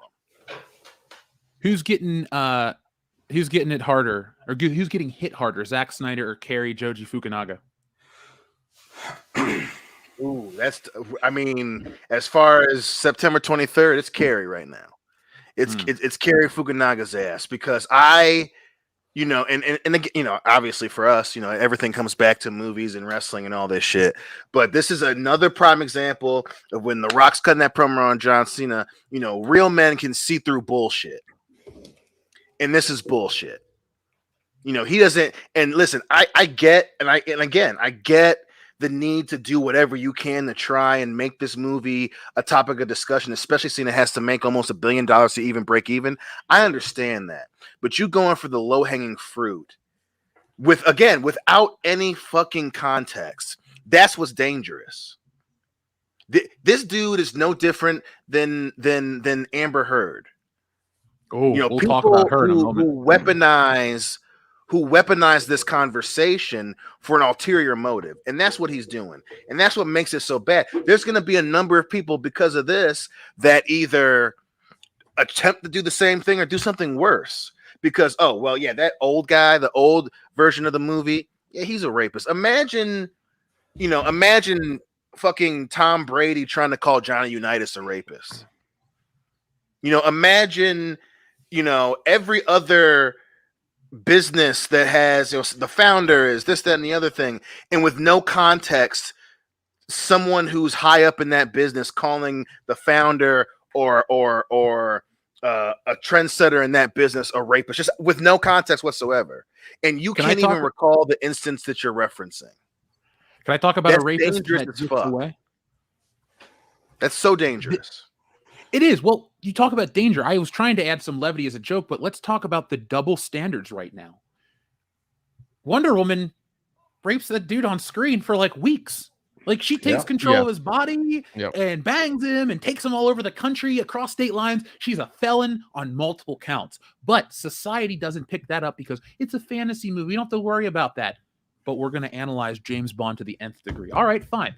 That's the world you motherfuckers want to live in. That's the world we live in. Wonder Woman, this DC comic superhero, raped that guy. That is not him. That is not what she saw his face. That was somebody else. Like, let's just, be fair across the board, because this is that weird climate that Mr. Cary fucking nobody, as we call him now, likes to live in, because he could be one of these guys that, I got to say the most extreme shit so nobody pays attention to me. How many times do you hear that? How many times is that the case? Right.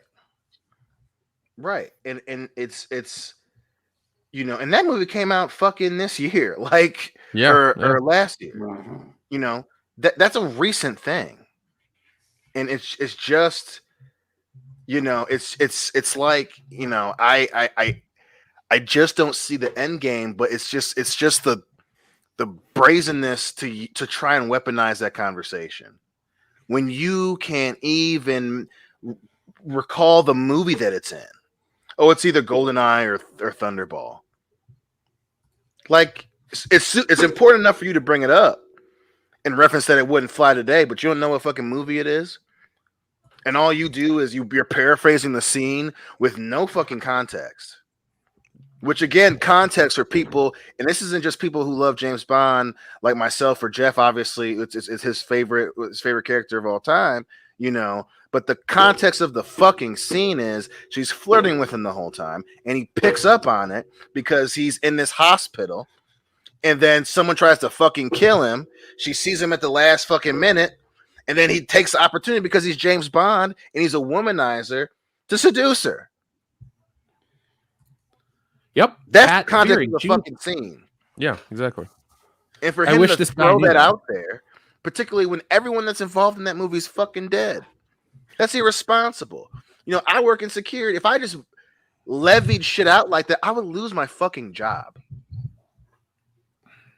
Well, and that's people crazy. Like Cary. Go ahead. I was like, people like Cary don't live in the real world, dude. Exactly. We are, everyone that listens to this show and us, we're all sitting here going, what the fuck? Because we live in the real world. We have a dose of reality every single day. We don't wake up with our heads in our asses like this dude. With the internet, people are going to remember this shit, man. Oh, and yeah, remember, they are. It's all James Bond. it's the same character essentially. We're going to go back in a couple years and we can look through all of Daniel Craig's James Bond stuff. I hope everybody watches this new James Bond movie with a fucking fine-tooth comb in their hands, looking to pick out everything. Now, I'm going to get to the James Bond. That's interesting. We'll talk about Bond more in a moment, but Dookie12 says Disney's going to call Han a rapist. This scene in Empire Strikes Back, the scoundrel scene, if we watch all of these new films under the microscope, the modern lens, what is going to be safe? What is going to be canceled? What is going to be removed? A lot of a lot of things. Look what happened to wrestling once it went to the cock. I mean, look at what HBO Max has done with a bunch of these movies. What Disney always does with a lot of their stuff, they keep changing it. This is why we advocate for physical media. This is why we say that, because once you have it, they can't change it. Once you have your Blu-ray, your DVD, your whatever, they can't change it. This is why we advocate for that. We're not getting a kickback from Blu-ray or some shit like that. Like, we say these things so you can have the entertainment you want, you love, whenever you want to. I don't have to pay some VOD asshole for it whenever it pops up for 3 days on their platform. You can pop it in and watch whenever you want to. Plus, with those wonderful physical media, you get interviews, you get behind the scenes stuff, you get commentaries, you get a lot of fun shit as well. That's why I love physical media. It's so you get more of that thing you love than just watching the movie. You get to learn about the process, how the people interacted, how their days were, like how they made the movie. It's a lot of fun. It's a lot of fun to learn that shit. You don't get that with VOD stuff. You just don't. No, you get Infinity War with the curse words bleeped out, like on the TNT streaming service that I got to learn the other day. I'm like, they fucking bleep that. That is dumb. Oh God. What is there to bleep in Infinity War? It's a PG-13 movie. Yeah, but they bleep out where Captain America. So, when they bust into Ebony Maw's ship, and it's the Guardians versus Iron Man and Doctor Strange and Spider-Man, and he's like, "Yeah, the best scene in the movie." Yeah, the best scene in the movie. He goes, "Who do I work for? What am I supposed to say? Jesus?" And he goes, "Oh, you're from Earth." "I'm not from Earth. I'm from Missouri." "Yeah, well, Earth's on Missouri, or Missouri's on Earth, dipshit." They bleeped out dipshit. I thought you were going to tell me they bleeped out Jesus. No, Jesus is still okay in 2021. Probably not next year, but yeah, that's probably true. They'll eventually call him a rapist too, and be like, "Oh, we can't have that." Well, to keep it on topic. But he turned off that water and wine. Those were really roofies. All right, Black Doug. To answer Jeff's question, this is the other part of that. This is why that's so dangerous, right? So getting back to the Star Wars bit, already Hollywood's going through this issue where they do not have the ability to trust original properties, right? They just keep recycling shit like this is going to make it even harder because no one's going to come up with anything. No one's going to come up with anything for fear of the retroactive review lens where it's like, oh, was this character too sexually aggressive? Oh, well, oh, damn. Well, was this a type of harassment? Oh, damn. Oh, no one's going to want to do anything. No one's going to want to take risks. And damn sure no one's going to come up with anything original. You can't have cool characters anymore because God forbid, boom, in 2 years, in 3 years, oh, man, that was cool, but that was sexual harassment, bro. Again, I understand the need for the conversation, but this is the example of crying wolf because eventually no one's going to fucking believe you. Nobody does. We're already at the point where any kind of thing comes out, everyone rolls their eyes and go, "Okay, what at this time?" And that's the fucked up part of all of this because it's been years and years of look at the shit. Everybody jumps. They've been conditioned to believe everything. Now Johnny Depp, who we'll talk about in a moment. I mean, come on. That guy was a legend, and bullshit is now following him and dragging him down. I mean, I can joke and say the world is broken. It is. But I do have a question for you guys. We love to talk about unfair treatment, double standards. So the whole problem here for Cary Fukunaga and all these idiots in general is literal consent, correct? Right. Yes. What about all the females that go for kisses in movies that don't ask our heroes if it's okay to kiss them? That's okay. Every goddamn rom-com movie of the last 15 fucking years. Well, Dion, like, You know, that is a little different. But seriously, in Star Wars, the for luck kiss, she just goes for luck, kisses him, and they go to swing. You think anybody in their right mind would say she should have asked for that, or they should have okayed it before they kiss? No, you're on your fuck. You are but Jeff, she's a woman and he's a man. That's how things work now. Okay, Yeah, you're allowed that's how to they do are. that. That's okay. Yeah, you're allowed to do that, man. Because men Thank are you. always willing. It's implied. Yeah, it's implied, man. Come on now, get with it. Well, what about the Matrix? The when he becomes the one, where he's hooked up in the Matrix and he's dead, and she just kisses him. Like that. Like if we're going off of Carrie's fucking mindset, that's assault, brother. God, I love that movie. You know, Billy you know Madison. the entire premise of How to Lose a Guy in 10 Days. It's both of them, but her whole premise is to emotionally manipulate this dude. Yeah, I'm glad that's you true. know that. Yeah, that's Uh-huh.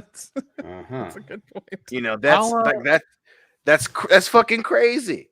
You know, and they're remaking what's the not Never Been Kissed, the one where fucking Freddie Prinze Jr. has a Oh bet no with no no Paul no no no Walker. no no no no no! They haven't remade it. It is remade. It's on Netflix right now. It's called He's all that. He's all that. Thank you. Yeah, he's all Yeah. that.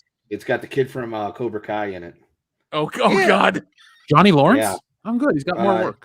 His kid. The guy that plays his son in Cobra Kai is, I guess, he's all that. Oh. I am so excited to watch a remake of a film I've never seen. Yeah, and I Aren't we all? I have no idea how that would go, or like what once again, like how that even would happen. Like what is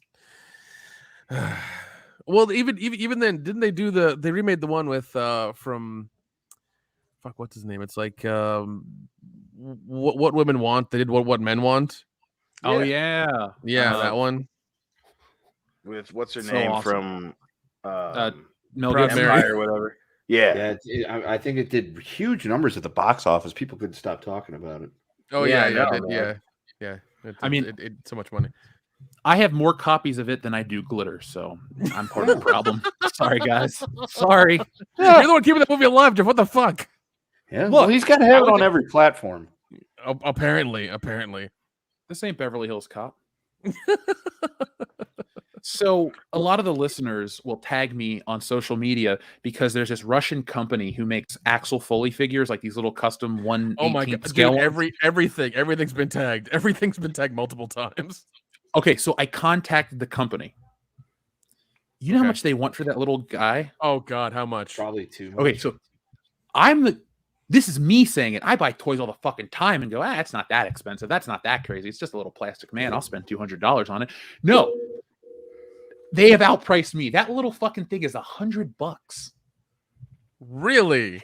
If it came with the cars, I'd spend $100 on that set. No problem. All I want is Axel Foley. Here's how much of a fan I am. I'm willing to overlook the fact that they got him in his Part 2 costume, yet the crappy blue Chevy Nova is only from Part 1, and that this other cop car is some made-up fictional bullshit. But god damn it, they broke me. $99 for a one whatever size figure that is. I can't do it. So wait, no. So you are getting it, or you're not getting it? No, because somebody also sent me this week a Hong Kong-based company is making a bootleg Axel Foley doll, and it's way better. And all I'm going to do is get a custom head sculpt for it, and then I got my Axel Foley figure of my dreams. So Okay. thank you, folks. That's what I'm trying to tell you. Okay. All right. That's yeah. Because as soon as that hit, everybody was tagging us on Instagram and Twitter, and a couple of people on Facebook were sending messages. I was like, "What the hell's going on?" I appreciate Guy. that shit, though. That goes to show that they care. Yeah. No. It was awesome though. It was really cool. Now let's get back with the audience. There's one last thing I wanted to cover with James Bond. So we're talking about how he was essentially, in their words, a rapist. Would you like to hear what's happening with Daniel Craig's James Bond now? Nope. Not really, but you're going to Yes, tell actually, us. yeah, sure. why Is not? he gonna slit his wrist like he promised after Skyfall? Even better, Daniel Craig has been given James Bond's rank in the British Navy. What? This news comes by way of Sky News, which reports that Daniel Craig has been given the honorary rank. It comes from a moment when Daniel Craig's Bond is at the end of his career. So James Bond, Daniel Craig has now been given an honorary rank in the British Navy as a commander, just like the real James Bond. Isn't that great? Did I mean, any that of the actually other is kind actors? of cool. Did any of the other actors get this? The reason I don't think it's cool, and I'm going to answer your question, Nick, is Daniel Craig's Bond's the only fucking one that wasn't in the uniform, right? As far as I can remember. Because Connery wore the uniform, Moore wore the uniform, Brosnan wore the uniform. That's why when everyone gives this whole bullshit speech about Bond's a code name and this and that, how the fuck are you going to give never mind. You have the military ranking and all these other things to worry about. No, he has this now. The only cool thing that they did with Daniel Craig's Bond was at the Olympics in 2012 when James Bond introduced the Queen. I thought that was fucking cool. Other than that, yeah, I'm with Miss Ninja Julie, and it's just a big PR stunt. Yeah, I'm sure if he shows up on a boat and starts ordering people around there, he's going to go tell him to fuck himself and then take a selfie. I'd have shot him. Treason. Pow. Yeah. Straight to the moon. Now, Kendo, you were a little late to the party, but I'm going to have you pick a number for us. Hold on, Nick. What you got to share? Okay, no problem. No, so what do you got for us? I got this from the Babylon Bee. Oh no, girl James Bond is foiled when villain puts details of his evil plans in a pickle jar.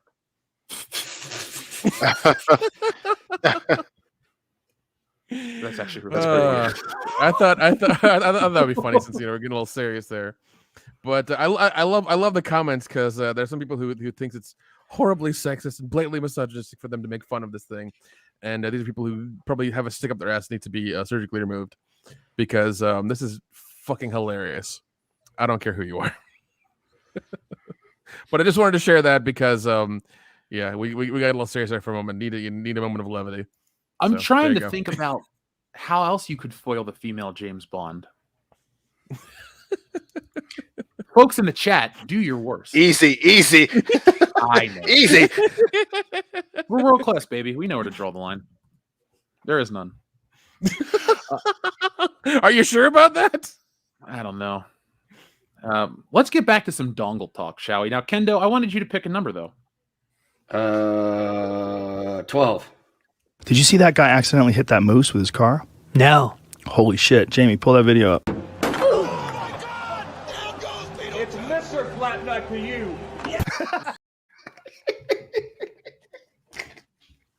That'll never get old. Oh, It doesn't. Now, our friend Modalicious has a title. By the way, Kendo, the word of the day was dongle, and Nick did run through your usual title. So well, no, I did one. I think you need to do the other one. Well, I don't know which one you did. Oh, Hot Tub Time Machine. Oh, okay. So it'd be a fistful of dongle. There you go. There you go. The good, the bad, and the dongle, and for a few dongles more. There you go. It's a price I'm willing to pay. Now, Modalicious has 4 dongles and a funeral. Doug Keller. Now, which one is that? Is that the remake or the original Modalicious? Doug Keller says, "Great dongle, kid. That's 1 in a million." Do you think Han Solo could get canceled if he said that to Luke, or does it make him safe? I think that makes it safe. I don't know how old is Luke again? 19. 18. Okay, Yeah. then we're in the clear. We're fine. Then. Yeah, because everyone in Star Wars. That's a guy harassing or hitting on another guy, and intersectionally gay is okay still. Oh, sure. All right. I don't understand what any of those words mean in that order, but I'm going to nod my head and continue on. TLJ Screwjob says Jeff and Dion don't need Swedish dongle pumps. That's not our bag, baby. It's not ours, baby. Speaking of need, folks, what you guys do need is to come back next week when we have our merch store launch. You can get the new WCBS t-shirt, the first official one since Kendo joined the channel. Kendo, our new logo has debuted. Are you happy to see it? Yes. I am very happy to see it, Jeff. In fact, this is the first time I actually noticed it in the background since you pointed it out. Oh, there you go. Perfect. Well, here it is again. Folks, we'll have that ready for you guys on a shirt next week. I did draw that myself. So there we go. All the WCBS stuff is designed in-house. So We're GTA 5 now, guys, which means that we will change this logo in 10 years. So get used to it. Yeah, folks, That's we're a just joke. gonna It's keep not selling really you boring ass updates for 10 years and keep There you promising go. you a new game. Yeah, and make sure those of you who have entered the live stream, hit that like button so we can get seen by YouTube more and more. More people enjoy this, this kind of stream. If there's a way to make money on shark cards, Yes. Make a what? Jeff, He said something about am I the only sharding. one that cut out, or was it Nick? Yeah. it was No, just you could have. We worried you smelled toast or something like I that, guess man. it was me. Yeah, you said Yeah, something we were like, about it's fine, shark, happen. and that was it.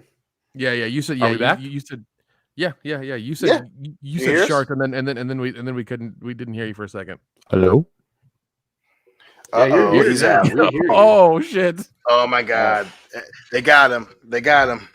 Yeah, never mind. He is donezo. Oh, God, they got him. You hate to Guess see he it. can't hear us. Oh man, it's what we, Dude. fucking get. Fucking press the envelope too much, man. Eventually, you get sealed in the envelope, dog.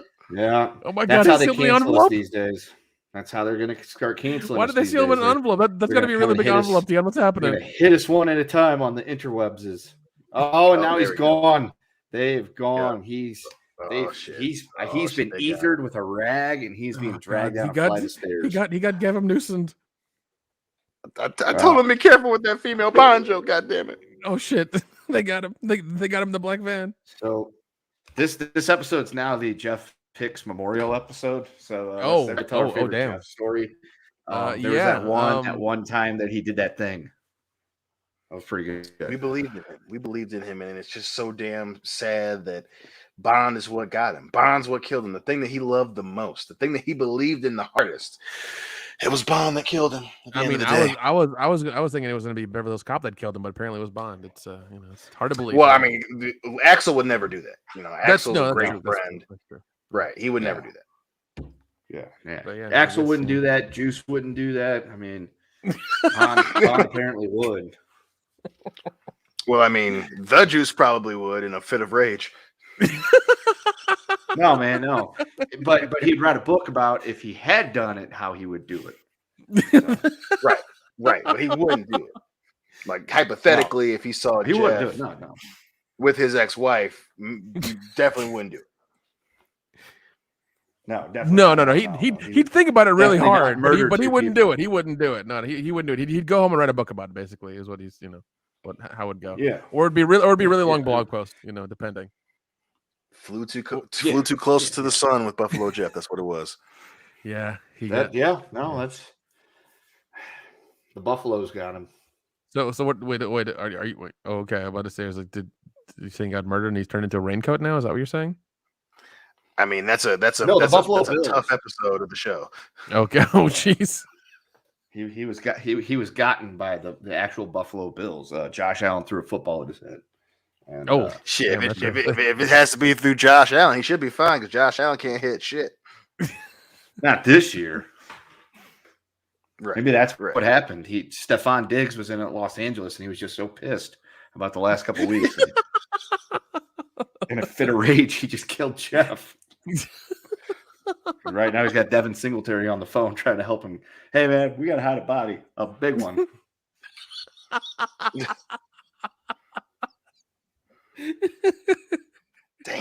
Damn. They got my man. They got my best friend. What the fuck, man? What the fuck? Yeah. Well, I guess we all gotta buy tickets to California right now and bring him back. I can just drive there. He's only like 8 hours away. All right, we'll see you there, man. Jeez. Oh, shut your mouth, you thong-wearing fatty! Hey! Okay. He's alive. Oh my God, he's alive. Yeah. Did it work? He isn't the dead. Yeah, you're here, man. You're Yes. here. Can you hear us? I mean, Wow. us hearing you was never the problem. Yeah, Can you hear me, Jeff? Are we coming in clear? Who are you? Oh, damn. They got Oh him. no, They he lost it all. Well, maybe That's okay. I'm glad I'm back. Goddamn Hydra got to him. I'm back for Mr. Cleo's sake. So, folks, we'll be hanging out with Mr. Cleo fairly soon. Where were we though? All right, we're in the middle of reading some dongle stuff. You guys ready for more? Sure. Argonho, the other name, says He-Man and the Dongles of the Universe. That's a good one. Very epic. The reverse Jeff says, I pizza on Kendo's router at super speed. You pissed on Kendo's router at super speed. I'm an asshole. Well, it sounds like pizza. Well, yeah. I mean, it's I'd like, rather wait. you just stop by and drop the pizza on it. I'd be like, well, I mean, Yeah. Because Kendo really I loves can wipe Papa the John's. sauce. Yeah. No, Kendo no, loves Papa John's. Anytime you're gonna get a pizza, please it's Papa don't do John's. that. Always Yeah, Papa 'cause John's. that- He loves that shit. If somebody Better drops pizza. pizza with Papa John's off at my house, that thing's gonna get fucking Walter White up onto on the roof. Don't lie to us. You'll eat a shakaroni. No, I won't. I will not eat a shakaroni because I don't want to have to take a fucking shack-a-deucer. Folks, make sure this holiday season you send Kendo your Papa John's gift card so he can order as much Papa John's as he wants. Shit, if somebody I wants to will send me a shakaroni right now, I'll eat it on air. Dude, if somebody sends me You have no- Papa John's gift cards, I will be feeding the people of the res with that thing. I'll just be driving around and be like hitchhiking. I'm like, no, here, just take this. You need it more than I do.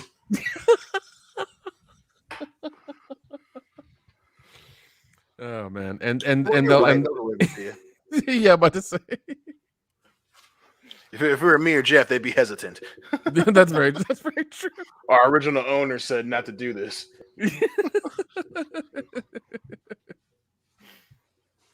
How do you feel about Ebonics?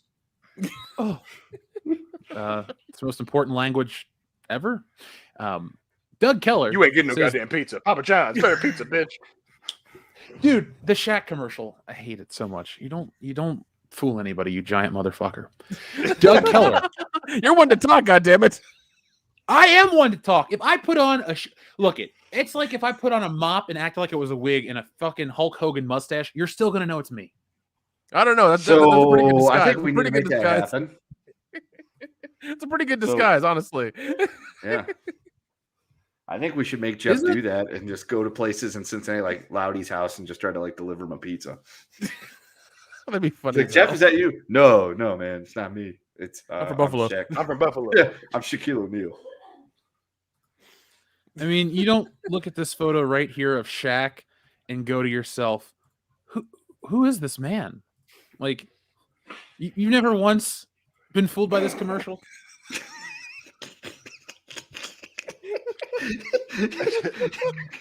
He's like Bizarro. I have Shaq. never seen a more aggressive commercial to be like, hey guys, remember, we're not racist. We got Shaquille O'Neal in a wig. Wait, is Shaq the face of "Hey, we're not racist" in America? For Papa Yeah. John's, he is. Why do you think the General Auto Insurance has him as their spokesperson? And so does Gold Bond. Come on now. Well, I was going to say, I moisturize my Yeah. skin. Don't tell anybody. I don't need to think about your skin, Shaq. Shaq is also one of those people that has like crossed the boundary, and he's like Wayne Brady, but the athlete version. Like the white people love Shaq. Everyone thinks Shaq's cool, so He's a special probably kind of what- guy. yeah. So Well, he Papa looks John- real yeah. special. He looks Papa real John's- special in that photo. Papa John's was like, okay, so our last guy that used to work here drove his old beater car and said some really racist things. So who can we get to let everybody know we're not a racist company? Shaq. Everybody loves Shaq. Let's get Shaq. You know, we'll just put Shaq in front of everything. Yeah. And you know what? They're not wrong. We do all love Shaq.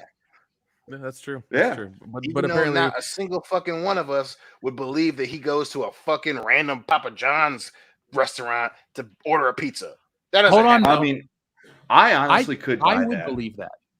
Yeah. I would believe it. Have you heard all those Bill Shaq Murray seems like stories? the type of dude that would do shit like that. Yeah, he does. No, he wouldn't.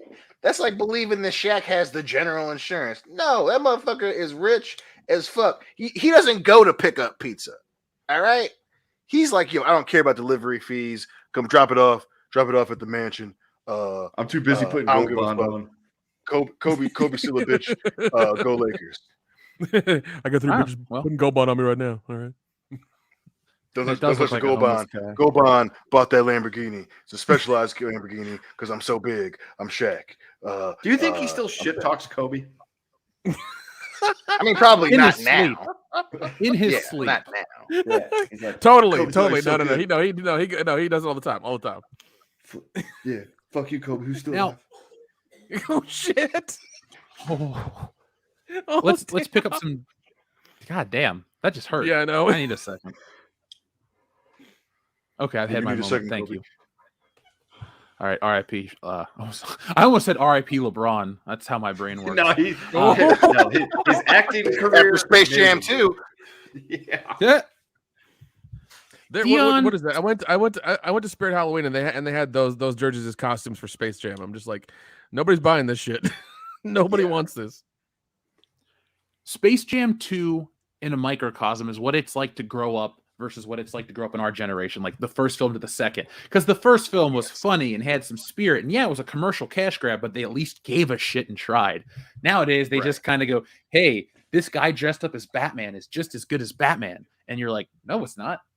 But Space Jam 2 says it is. Space Jam is like the Walmart of movies. Yeah, Walmart's the biggest company on the planet, but have you ever been in a Walmart? It's like a third world country in some places. I used to live by the number one. Yeah. Come down to the fucking South and go to a Walmart. You'll regret it immediately. Yeah, first You'll Friday regret was it at the anywhere Walmart in around America. here. Oof. Yeah, I would never ever go to Walmart in Florida. Like that's a fucking nightmare. That's a Dude, goddamn yeah, nightmare. you're coming out a different man than the one that walked in if you're going to a Walmart in Florida. Yeah. Definitely, it's like you're asking for trouble. You're asking to like catch something or get shot or so, like just you're playing with your life. And if you're Stick doing to that. Publix. Yeah, stick to Publix. Going in a Walmart in Florida, that's like going into hell in the cell. A piece of you gets left in there. Yeah. Hey, save that wrestling talk for the end of the show, bro. We got Extreme Rules this weekend as well as some really hard-hitting wrestling talk. I shouldn't drink a pot of coffee before the show. I don't know. I feel very You're pretty spry right now, and I'm kind of digging it. I think it's working. I think it's working. All right, coffee it is each week. Would you like to see the cool mug I drink my coffee out of, though? Sure. Okay. Yes. I wish it was Good Morning Pop. Oh Culture, shit! Nice. Oh, nice. That's good. Yeah. Each morning when I wake up and work on Wokebusters, I usually drink out of that mug. There you go. Yeah. So Doug Keller, back to your dongles, folks. The dongle has eyes. The dongles rejects. House of 1,000 dongles. Now, while you contemplate those dongles, folks, we are only 3 likes away from 400. Let's hit that thumbs up button and make that happen. Remember, the rule of thumb is 1,000 gets you a show.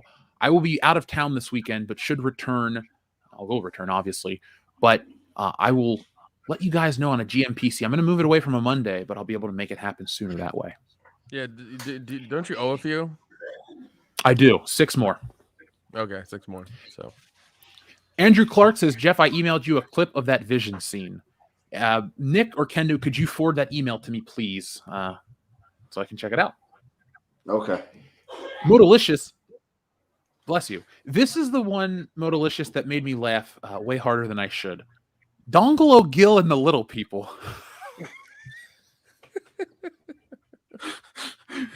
So if you haven't seen Darby O'Gill and the Little People, what are you doing? You're missing out on the cultural event of the 1960s, right?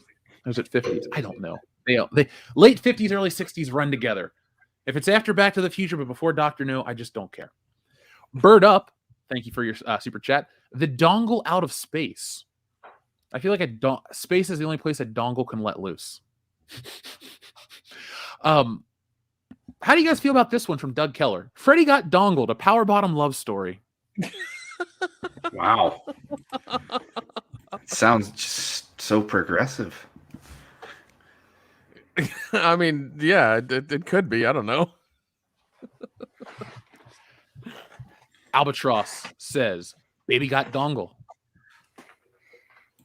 Huh. Okay. So are we going to replace the two instead of badonkadonk? It's badongle-donk? No. Probably not. No. Yeah, I don't see that one catching on. No.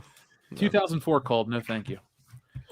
Primer has a recommendation for us. I will take a screenshot of this. Operation, directed by David Cronenberg. Yes. David Cronenberg. Fucking yes. Yeah. If they ever let him do that. Bird Up says Miss Peregrine's home for peculiar dongles. How old is she? Dion, is that a kid's book you would get for your son? If she's older than 39, sure. The under? No. Modalicious, thank you. Reminiscence is live action Big O minus robots. Well, now I want to check out the Big O. Oh, okay. Big O, whatever it is. Adam Wofford, thank you very much for your super chat. That's impossible to turn a ship that fast. Not going at dongle speed. Nothing can survive movements in those speeds. The ship must have a black ass drive.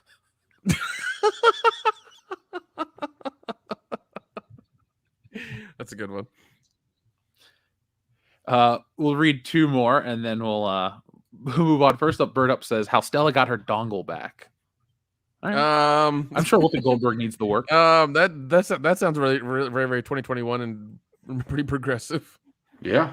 Oh, so progressive. Yeah. Adam Wofford, thank you for your generous super chat. You can't go against dongle or black ass. The coin only has two sides. Yes, I know the coin has two sides, but what if you toss the coin enough times that one day the coin falls on its edge? Interesting. I think I'm sure that's a quote from somewhere, but I'm just thinking of Two-Face and how Batman's a dick in Batman Forever, Dion, because Two-Face has a psychological compulsion with that coin. And how does Batman kill him? He exploits it. Listen, wait, hold on. I think about that all the time because he's like, you can't kill him, and then he goes, oh, you're gonna shoot us? What about your coins? You're two minds about everything. And he goes, thanks, Bruce. You're a good friend. And he just, I brought this bag of fucking $50 to try to murder him at some point tonight, and he literally does it, and it's just like. Wait, are you into the Punisher for like 2 seconds? Wait, hold on. Did you just 2021 that fucking movie, Jeff? Is that what you just did? It's a good point. It is, but I mean, you overanalyze it to this. Like he had a mental problem and he exploited it to kill him. It's like what? That's true, but I didn't think that far. It's just kind of like Tommy Lee Jones fucking took a dive. Whatever, man. Listen, this wasn't Tommy Lee putting Batman over, dude. This was my man was like, I'm gonna shoot you because the Riddler fucked up. I'm gonna do it my way. And he goes, oh, hold up. That coin that you're obsessed with, here's a bunch of them. And he just falls off. And then literally the whole part of that movie is Batman jumping to save two other people. He's like, nah, fuck you, Two-Face. Take a dive, bitch. He's like, oh no, you're falling too fast. I can't get you. Oh, yeah. He's like, damn, no, man, I'm really tired now. I can't make the leap. Sorry, buddy. Yeah. I had to carry all these fucking coins up the goddamn building. So yeah, I'm now that are all out, it's like I lost 10 pounds. I'm good now. Though. What the fuck? So clearly, I shouldn't watch Batman Forever anymore. You got a problem with Jim Carrey's character too? No, I don't have a problem.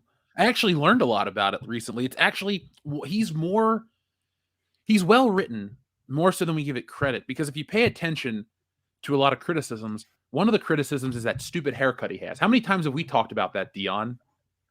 Right. That red hair he has? Mm-hmm. And so I'm just like, all right, that's stupid. But then in the next scene, he looks like Jim Carrey, and then he doesn't, and then he doesn't. And I always thought that was just really like a bad storytelling element. Like, oh, they don't give a shit. It's, they want to make the actor look funny and then have the actor look like himself.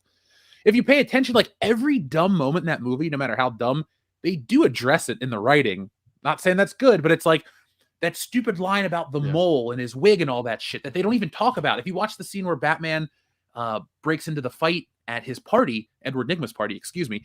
Edward Nygma sitting there pulling on his hair. And my whole life, I've watched that movie. I'm like, what are you doing? How's my mole? I thought it was a vanity question. No, he is so obsessed with Bruce Wayne, he tries to dress up like him. And then if you watch the end of the movie, he even parallels that fucking Bruce Wayne mole with his Riddler mask. Like, this movie is shitty for the most part, but has all these moments where you're like, they really cared. Where did they go wrong? Well, even when Bruce puts his glasses on, I mean, I knew that as a kid that he wants to be him because he sees him put the glasses on, and then Nygma puts his glasses on and looks at him to see if he looks the same. So, like, yeah, that's a. I caught up on that too, and that is a good movie or a good video that addressed that too. But yeah, man, I love that. Like, that was a lot of subtlety with with the Riddler in that movie. The whole time it was awesome. Naked Fame, don't ask questions like this that I have nothing to say except to chuckle. Wait, no.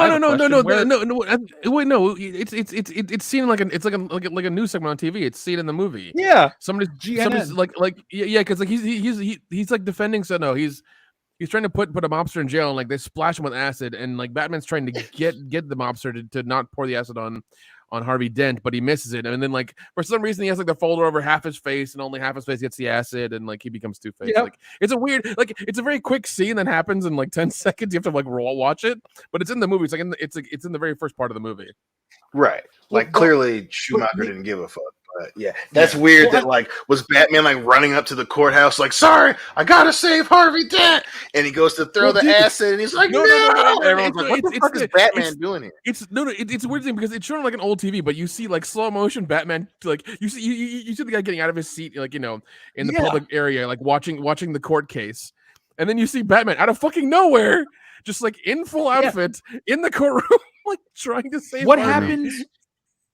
What happened with Gotham's news network? Because they film a court trial like they film a fucking movie. There's like 6 different cameras. Like, yeah. It's insane. Yeah, it was a really weird sequence. And thinking about it now, I'm just like, yeah, that doesn't make sense. Why is he in full uniform in the fucking courthouse?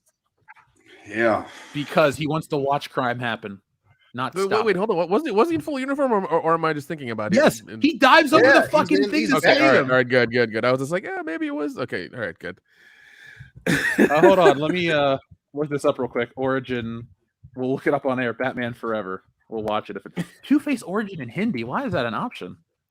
A lot of people speak that language, Jeff. It's a big country.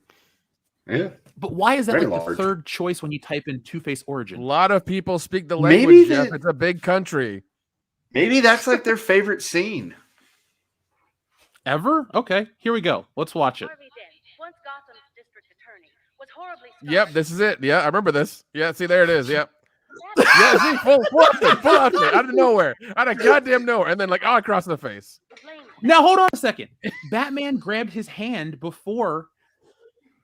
Look, Batman probably caused the trajectory of the acid to hit Harvey's face. Therefore, he created Batman, not this criminal. Batman. Maybe that's it. He was aiming for Harvey's dents. He was like, plus he's sitting there with balls. Plus, he's sitting there with a glass of acid. Like, so the dude was just sitting there, and they're like, "Yeah, that's water. It smells. It's just water in his cup that he's just holding on to, and he's not drinking." Even though it's purple and it smells funny, it's bubbling away. Yeah. It's just water. Sir, your water is steaming. Oh yeah, it's hot water. I only drink hot water. Oh okay. Fucking back Batman. Into the left. Back into the left. Yeah, they didn't really. I did not think that scene out very well, did they? No, well, this is the same movie that has him get away from Two-Face, where the fucking Batmobile drives up a building because it grapples onto the fucking building, and they just never address how he gets down. Like, he just drives up, and Two-Face crashes, and he's just like, and it's just Batman driving up this wall. How does he get the Batmobile back down? The Batcopter. That's why. Yeah, that's how the Batcopter. Come on. Yeah. Wonder Woman picks him up in the jet. Let's just watch Batman's trajectory one last time in slow motion. He called the Bat tow truck. Do we need to call Neil deGrasse Tyson to like look at this scene and give us a trajectory of liquid and the speed and like how to figure out the yes, equation? Here we go. Ready?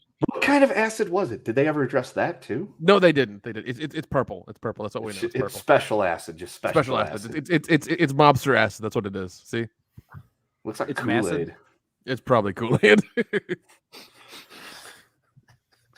Anyway, I was just trying to stay in his suit, guys. You gave me acid. I fucking burned him. He's pissed. I was about to ask, how did we get on this random tangent? And then I reread Adam Wofford's super chat. Thank you, Adam Wofford. Were we back on super chats, or did we move back into the show? We went back into the show, but then you started. You mentioned about Two-Face and.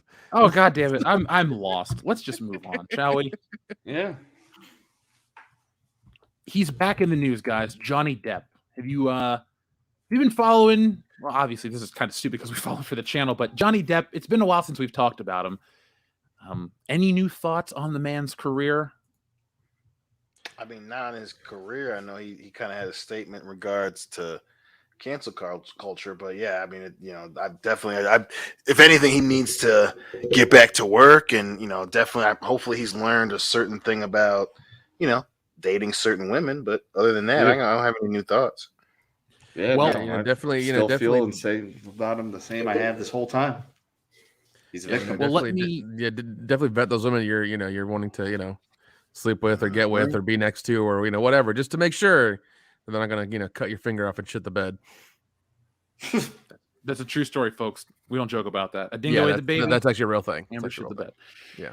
So nobody is safe from cancel culture. Movie star Johnny Depp said on Wednesday at the San Sebastian Film Festival, where he was due to receive the event's top award for his 40-year career on screen. Depp, 58, lost a battle with a British tabloid that labeled him a wife beater last year when a London court ruled that he had repeatedly assaulted his former partner, U.S. actor Amber Heard. Since then, the actor has complained of being boycotted by Hollywood, and his latest film, Minamata, suggested a struggle to secure a U.S. release. So this is what Depp says about cancel culture. This cancel culture, or instant rush to judgment based on essentially what amounts to polluted air, that's exalted. I'll go to somebody's house, man. I'll perform in your kid's birthday party. At this point, he told a news conference shortly before a ceremony when he would be presented with the award. No one is safe as long as someone is willing to say one sentence. It takes one sentence. Depp ascended to Hollywood stardom in the 90s, blah, blah, blah. So, he's still talking about it. He's angry about it, obviously. I don't think Johnny Depp should be canceled. No, he shouldn't. Yeah, I think that's pretty much, that debate's pretty much over. I think at this point, I think the conversation is the grand scheme of things, right? Is how do we move on from here? Because again, like I said, it's a good thing that we are living where people are talking about it. That being said, the blind knee-jerk reaction to believe everything without any sort of due process is what's dangerous, and especially now that not just him struggling financially, but again now we live in a world where there are going to be people that saw what Amber Heard did and they're emboldened by it. And again, like I've said multiple times, it's the dynamic's going to change when she does it to somebody else, and she will do it to somebody else. So what do we do from here? That's the question, man. Yeah. Well, I mean, I guess when it happens again, we point the finger to Hollywood and say, "Ha ha, we told you so." Or we just give her a pass and hammer that guy in the news. That's more than likely what's going to happen. Yeah. Well, let's liven this. Twitter jumped to it, and there was no of all, and we can easily go back and find it. All of the big names that spoke out against Johnny Depp and I support Amber Heard. They didn't say anything after that. It's those people get away scot-free. And so obviously when we have, now we know that it can be weaponized. Now, everyone that was so naive about it, now we have proof that this is what happens. You can't trust every single person at face value. There's a reason why due process is a thing. There's a reason why, even though it's uncomfortable, why you have to look at everything. And again, if anything, it should be more, it should be more commonplace to say, okay, encourage people to speak out when these things start happening, as opposed to, blindly allowing people like Amber Heard to just make fucking accusations. That's the dangerous bit. That's the part that's dangerous. Because even after she's getting kicked off of fucking Aquaman, the damage is fucking done. And that's what sucks about this. What's going to happen next? It's a lot different when it's someone that that faces that ire. And again, don't get me wrong. I'm not a psychologist or anything. There are definite things that happen to people when they are in abusive relationships. But goddamn, man, there's a reason why there has to be a process for this thing, and you can't fucking listen to Twitter. No, Twitter sucks. Yeah. Really ruins society, but yeah, it does. we're going to avoid spinning those wheels again. Kendo, I have good news for you. What's that? A man that no one, including yourself, considers a hero is coming back. Okay. Good old Joe Exotic. There's Tiger King Oh, season yeah. 2. Yeah, I could not believe it when I saw that. I'm like, wait, how do you make a second season? He's in jail. Why? Yeah, we know the story. Yeah. Yeah. I thought I'm pretty sure there was no loose ends left from the first season other than will Joe Exotic get out of prison? Is he going to get a presidential pardon? Who knows? And the answer to that is no and no. How many years does he have left on his sentence? He got like 15 years. Let me find out. While you look that up, Tiger King shows you it's the epitome of disposable society. Everyone gave a shit. Now no one gives a shit. Not to be the negative guy, but I don't foresee this season catching on culturally or mattering. We were in the middle of a pandemic, and the weirdest, most fucked up story caught our attention. Yeah, it was such a weird time when this came out because it blew up. Like we were in the beginning of it, and people didn't know what they were going to do, and all of a sudden everybody started latching onto this ridiculous story and seeing everybody else watch it. So everybody watched it, and it just. It went through the world as a wave, and it was interesting to see. It was so interesting that they got Joel McHale to do the fucking like recap interviews afterwards, and that was terrible to watch. And that's the thing too. Like I already can't fucking stand Joel McHale, but to have him like go back and talk to these people, like Joe, and I'm like, I get it, Netflix. You want Joe McHale's nutter butter all over your chin. But the person to not have do that, a follow-up, is Joe fucking McHale. God, I can't stand that dude. You're not a fan of the Soup's former talk host? Oh my God. I'm Joe McHale, and I look in the camera, and then I deliver my punchline at the same point every time. Hey, remember that Seth MacFarlane movie I was in? But also watch my show, The Soup, and that was funny because I'm Joe McHale. Okay, so I got an update here. He was originally sentenced to 22 years in prison, but an appeals court said that he has to be sentenced between 17 and a half and 22 years in prison. And his sentencing date, he was sentenced and began serving that sentence in January of 2020. So by my count, he still has about 16 to 21 years to go. Oh, okay. So, well, and Joe, if he be there a while. Yeah, and if he behaves well, he might get out sooner. But who knows? Yeah, I did read a thing earlier today featuring that bitch Carol fucking Baskin, and she was talking about how her and Joe never had any problems with each other, and that the Tiger King show kind of like blew that up and like edit it to make it look like they had some kind of weird rivalry. And the whole time I'm reading this, I'm like, that doesn't make a whole lot of sense. One, why, if that was the case, would he be so outspoken about you and saying that you killed your husband? And two, why would he supposedly hire people to murder you if you guys did not have any type of beef with each other? Mm-hmm. That type of stuff doesn't normally happen. You don't just wake up one day and think, you know what? I'm going to hire somebody to murder somebody today. No, you don't make that logical jump unless there's some kind of like severe animosity between the two. Not to mention that she sued him and won. Yeah. So like you sued him because you guys didn't have a rivalry. Yeah. So I didn't understand the context of that article unless she's like, because she's like, they made me look like I'm the bad guy. I'm like, well, you kind of are a dick. Yeah, you killed your fucking husband, woman. Yeah, and the thing about it is, lady, I hate to break this to you, but none of us came away from that thinking there was anything but bad guys. There was like, no, well, he's the good guy of the story, and this is You're all terrible people.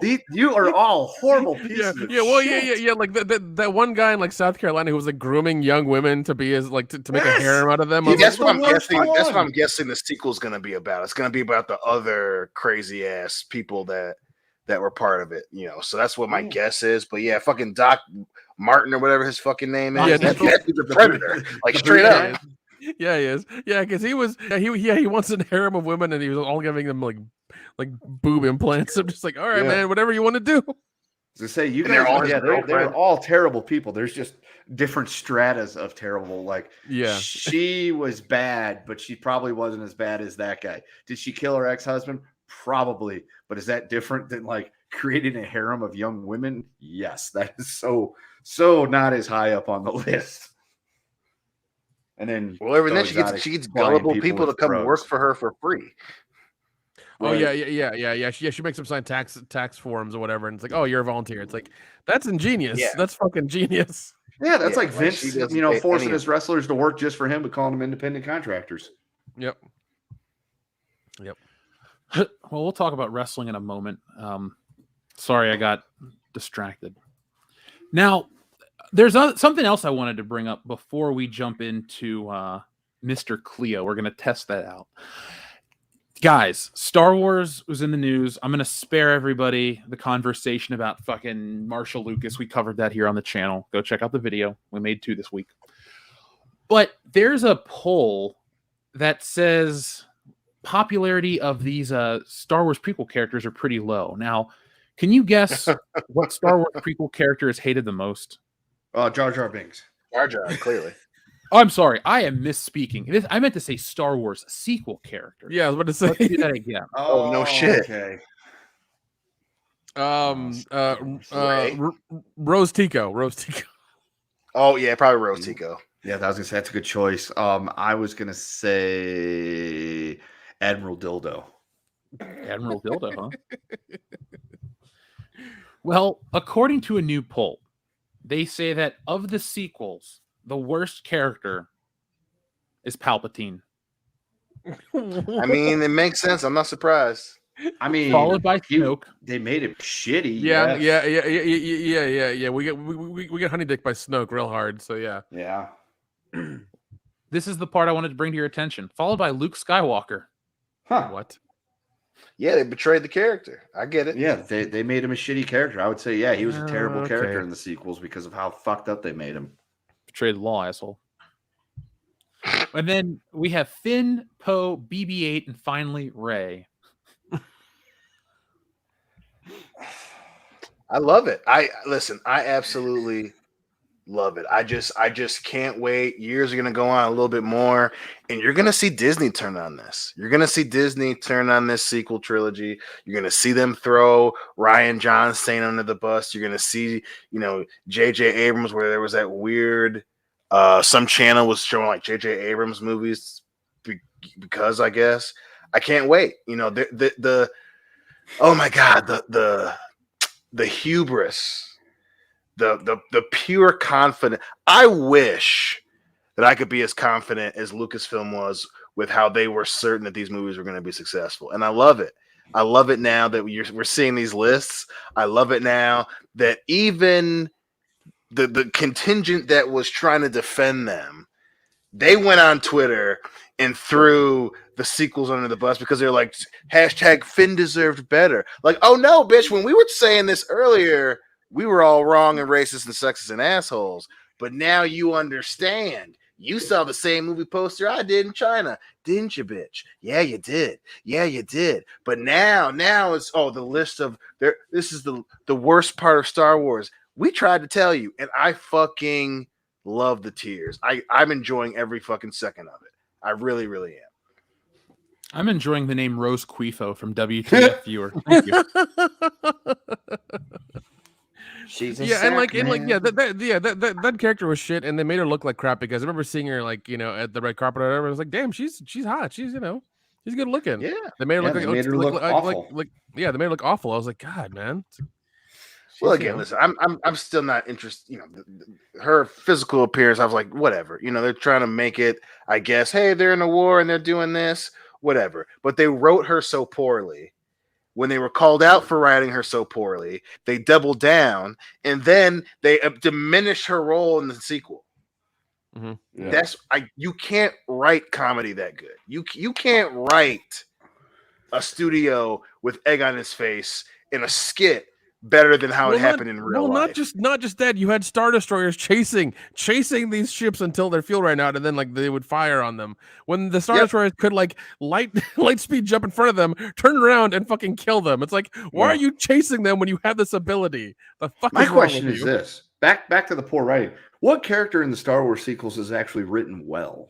I can't think of None of any. them. That's a good point. None of them, because the whole thing from top to bottom was a fucking disaster. Like that. Like, listen, I'm telling you right now, in another 5 years, they're gonna be talking about how terrible the movies are. Even the people who are defending it now, who are gonna pretend like they weren't defending it, or especially the people who are pretending. I can't wait to see. You're gonna see those very same articles first on BuzzFeed and Uprocks and Esquire and Jezebel. They're going to say it first because they want to be the first ones to call out all the sexist and shitty fans. They want to be the first ones to talk about how Rey is the most powerful, and they want to be the first ones to talk about how the sequels are better than the originals. They're going to turn first because pick me bitches do that. When you have no spine, it's a lot easier to turn around 180 degrees, and they're going to do it.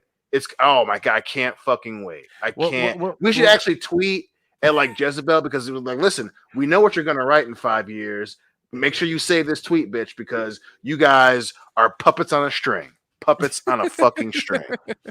Well, hey, Deanna, a lot of people don't know what a pick-me bitch is in the chat. Can you please be? I thought he was saying pygmy bitch. I'm like, what? No. I know what it means. I just want Dion to give us a definition of this thing, because he's given us such great definitions as honey dick. So I want pick-me bitch as a definition. So, Nick, I know that you are very familiar, and obviously, feel free to back me up on this one there, sir. But a pick-me bitch, for those who are uninitiated, is the type of person who will say and do whatever to get the people around them to pick them, to think that they're so awesome. They want to be, I guess the word I'm looking for is they want to be a part of the in crowd. And a pick-me bitch does whatever they can, flavor of the month, whatever's popular, whatever the room is doing. They don't have an original thought in their body, but God damn it, they will be the first one to try and be the pick me, pick me, pick me, pick me. And every single one of those websites, every single one of those fans that talk shit on Twitter, and every single one of those people that were so convinced that Rey was the greatest, they're all pick me bitches, because Star Wars was popular again. They thought it was cool, and they wanted to be the ones that, like, you know what? I was one of those people that propped up Star Wars, the sequels, when it was popular. I'm cool too. And it's like, no, baby, you're just a pick me bitch. That is correct. That is what a pick me bitch is. There you go, folks. We learned together here on air. Remember this date, September 23rd, 2021, a red letter date for literature. Yeah, because I saw a couple people in the chat who were like, "What's a pick me bitch?" I'm like, okay, we need a definition clarification here. Yep. Now, Dion, you're very good with definitions, but sometimes we need you to be good with something else. We need to have you tap in with your all-seeing eye into the future. So, folks, this week, let's say hello to Mr.Cleo. So, child, there we go. You could try to call this number. Black reading. Oh my God, the spirits are in him. Yes, yes, darling. What's your name there? What's your name there? You said Nick. Nick's your name there. I bet you're a Libra, aren't you, darling? How'd you know? How'd you know? It's not me, darling. It's not me. It's the cards. The cards don't lie. That's amazing. Oh my God. So, Mr. Cleo, I have a question for you.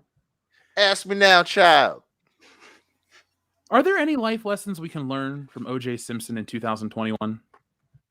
Yes, child. Yes, you can. Let me hold on here. Let me go ahead and look inside me ball. Turn over the cards, because we always remember, when you call Mr. Cleo, the cards don't lie. Let me see here. Oh, yes, that's the Major of Darkness there. Yeah. Yeah. Oh, see that one. Oh, yeah. Oh, you don't want to go with the pick me bitch. So let me tell you this now, darling. The number one thing you learn from my boy the Juice is never, ever pick yourself a pick me bitch, darling. They'll drop you at the first sign of a cough. You hear me now? Fair enough.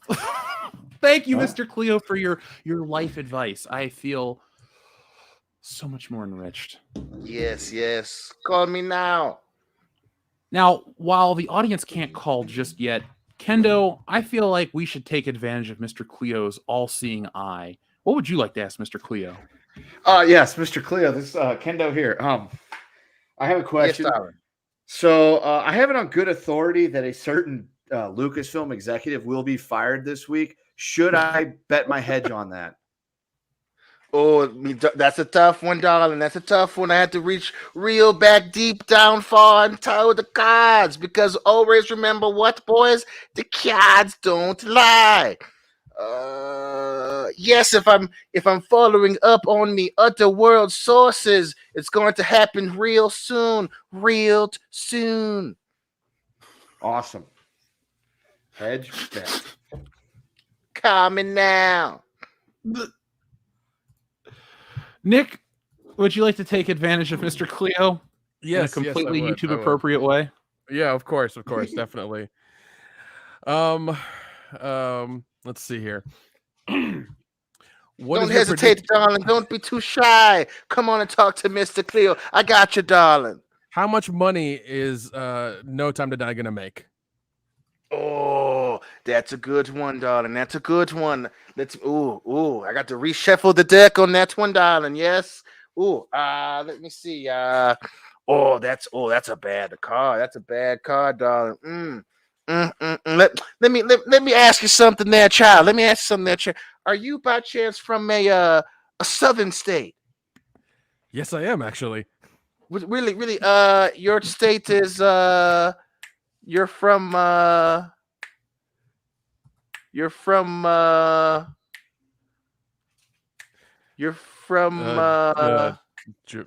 Georgia? Yeah, that's right. That's right, the dollar. That's exactly what I thought it was. You are from Georgia. I can always tell in your inflection in your voice. But let me tell you this, darling, because I look into the cards, and what I said before, the cards don't lie. And the cards say that it's going to make about $350 million. Yeah. Okay. Call me now. That's good to know. Mr. Cleo, I have an important question. Oh, ask away, darling. What if a hoe isn't loyal? Oh, let me tell you something I had to learn the hard way. You can't trust these hoes around here. But there's one thing you hear from Mr. Cleo. We don't love them hoes. Well, Mr. Cleo, I'd like to thank you. I'm going to take this time to let the audience ask a few questions, if you don't mind. Mr. Cleo, Joseph wants to know who's going to be the next president. Oh, darling. I don't dabble in the dark magic. But what I can tell you this, there, darling, is he'll be able to read complete sentences. Oh, excellent. SH Rebels 08 wants to know where his bike is. Oh, I got to look into the cards for this one. Let me guess. What was his name again? Who's asking, Mr. Cleo? Right, the name of the dude who lost his bicycle. Oh, SH Rebels 08. That's what I thought. Yeah, I bet you he's a Libra, isn't he, darling? But when it comes to his bike, I look into the cards. Because they don't lie, man. They don't lie. They're at his mama's house. Mine was in the basement of the Alamo. Yeah, well, the stars at night are big and bright there, too. Deep in the heart of Texas. Finally, Mr. Cleo, one last question from the audience this evening. Oh, Mr. Cleo, there are so many people here that want to use your magical powers. They'll just have to come back another time. But have to keep coming back with me. Give me a call. Clone Geek wants to know, Will Brie Larson come out as transgender and become Brandon Larson? Ooh. I don't think McCads are. They don't go that deep. So the answer is no, but I'll be with you next week, Mr. Cleo. Call me now. Maybe He not. needs an exorcism at this point. Hey, Nick. What's up? You like the show The Orville, correct? Yeah, I do. I got some good news. What's that? They announced when it's coming back. Oh, when is that? So season 3 of The Orville will launch. So it's called The Orville New Horizons. The series will launch on March 10th, 2022. Nearly 3 years after season 2's finale aired on Fox. Nearly 400 years in the future, the Orville New Horizons finds the crew of the USS Orville continuing their mission of exploration as they navigate both the mysteries of the universe and the complexities of their interpersonal relationships. Awesome. Can't wait. Oh, also, Tacoma FD has come back as well. So Yes, it is. people need to go watch that. That's a fucking hilarious show. The first episode was last week, and they did a COVID episode basically, and it was hilarious. I don't know what this week's going to be, but the first episode of the season was really good, so I'm confident. They've been knocking it out of the park ever since. So, guys, we live in the midst of the superhero film. There's one every week, it seems like. But I was wondering if you guys would watch a couple of films based on superheroes with terrible powers. Shitty superpowers, some would say. So, Dion, Nick, Kendo, I just want to poll you guys for a couple of these superhero films. Would you watch them? Okay. All right. Would you gentlemen watch a superhero film in which you pee McDonald's Sprite as your superpower? I think we have vastly different definitions of superpower. Yeah, I think so. That one, no, not that one, not that one. Yeah, I don't on the think context. So. If it's on Hulu, no. If it's on Pornhub, probably. Okay. How about a superpower where you become waterproof when you turn 18? Would you watch that film? Waterproof? Like, I mean,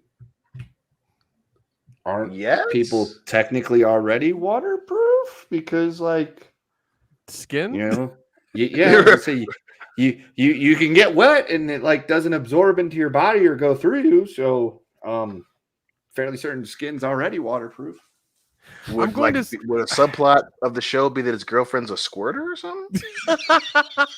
Again, we're back to the Pornhub thing. Yeah, I know. That's where you'll find that's it. 2 for 2 now. 2 for 2 now. Dion's in a weird place. I think that's where the best place that would be. Clearly, he's into some water play. Water sports. That's what. Yeah. Dion's her wet work man. Oh, god damn it. What about a film in which a superhero can turn their ass into a cake? Is it a cake? Yeah, a cake. Like, so then it's back to eating ass, and we're back. Well, hold on. What kind of cake is this, Jeff? That's. Can you choose what cake the ass goes into? Yeah. That's true. It could be Black Forest, carrot, a nice spice cake, chocolate chip. Any. Okay. All right. Then that I might watch. Maybe on even like the night of my birthday for sure. Depending on what's going on Friday, Saturday nights, maybe. Again, yeah. If it's on Netflix, probably not. But if it's on OnlyFans, probably not. Yeah. All right, Dion. I know where your brain is tonight, man. Yes. Now, I'm drinking tequila, so I'm a little saucy. Okay. That explains it. That'll do it. Nick, this one reminds me of you. Oh, jeez. Would you watch the superhero film in which you can rise from your coffin as a ghost and watch your own funeral, and you can intervene if you don't like what they're saying about you? That's not really a superhero thing. That's Like, more of that's like a haunting type, like ghost movie. It's a superpower only you have. One time. But yeah, I was gonna say, that's like a one-shot deal, because like after they throw your ass into the dirt, do you like just go back in and like what happens? I don't know, but so basically you get to direct your own funeral, but you're still dead. Like that's a weird thing. That's a weird thing. Yeah, I'm thinking that dog's not going to hunt either. Yeah. That doesn't really hold water. Yeah, I'm not gonna watch that. Well, here's a film that makes me excited because it would only last for about, I don't know, a few seconds. A superhero who can turn their own blood into milk. That's an odd one. How do you save anyone with milk blood? How do you live with milk blood? Yeah, You either become I'm sure you're Ash and Alien. You're just a robot. I was just about to say you become Ash from Alien, or that's it. You die. Yeah. Well, there you go. There's just some superheroes that we'll make for our next comic book, guys. Sure, okay. We already talked Mystery Man. Well, I mean, we all might want. We all. I mean, like the Kick-Ass one is probably one we'll all want. So I don't know how that's going to work. It has its applications. We all have a different type of cake for an ass. Nick, and we morph like Power Rangers. Oh God, Jeff. Seriously, it's just called Cake Ass, and it's like a fucking parody of Kick Ass. Dude. Oh my God. That could actually work. What? We all sat in some radioactive like cake batter or something, and like boom, it just happens. Right. Is that what it is? Yeah. Instead of Acme Chemicals, it's Acme Bakables. Yeah. What's going on here? We're making a mistake, guys. This is the one time that we should be making the Pornhub version. Not with all of us in it at the same time. That's kind of weird. I'm about to say we're gonna need a couple extra actors. We're not starring in this one. We're not starring in any of this. Okay. All right. Yeah, because when you say things like that, you need to be specific with your very specific. Yeah, really. That becomes a very, very hard sell real fast. Easy, Kendall. Easy. Now, something we love on this show is the fan interaction, and we got something really cool today. Some Buffalo Jeff stuff from our friend Ben Parker. Oh my God.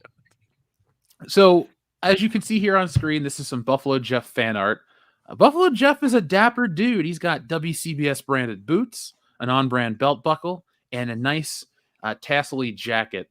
And he apparently beat up Mary Mayhem. That's why she's got a black eye. So geez. Buffalo Jeff is too kind and too sweet. But there's some more to the continued adventures of Buffalo Jeff. Oh, okay.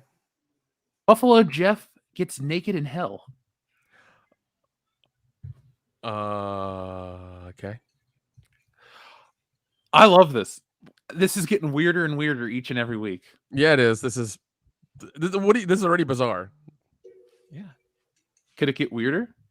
Probably. Yep. At least it's a dry heat. Now, guys, we have it.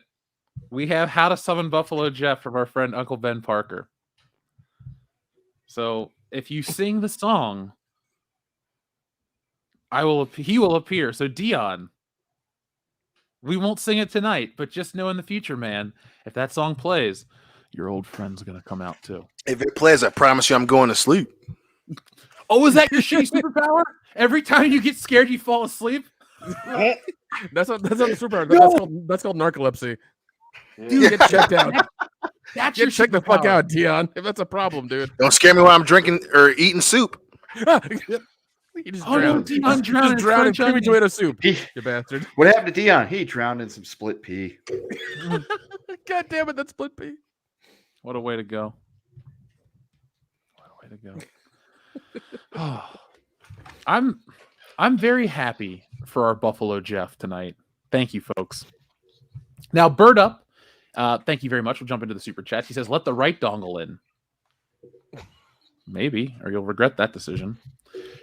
Dr. Coffin Nails says, Elvira, no time for dongles. True.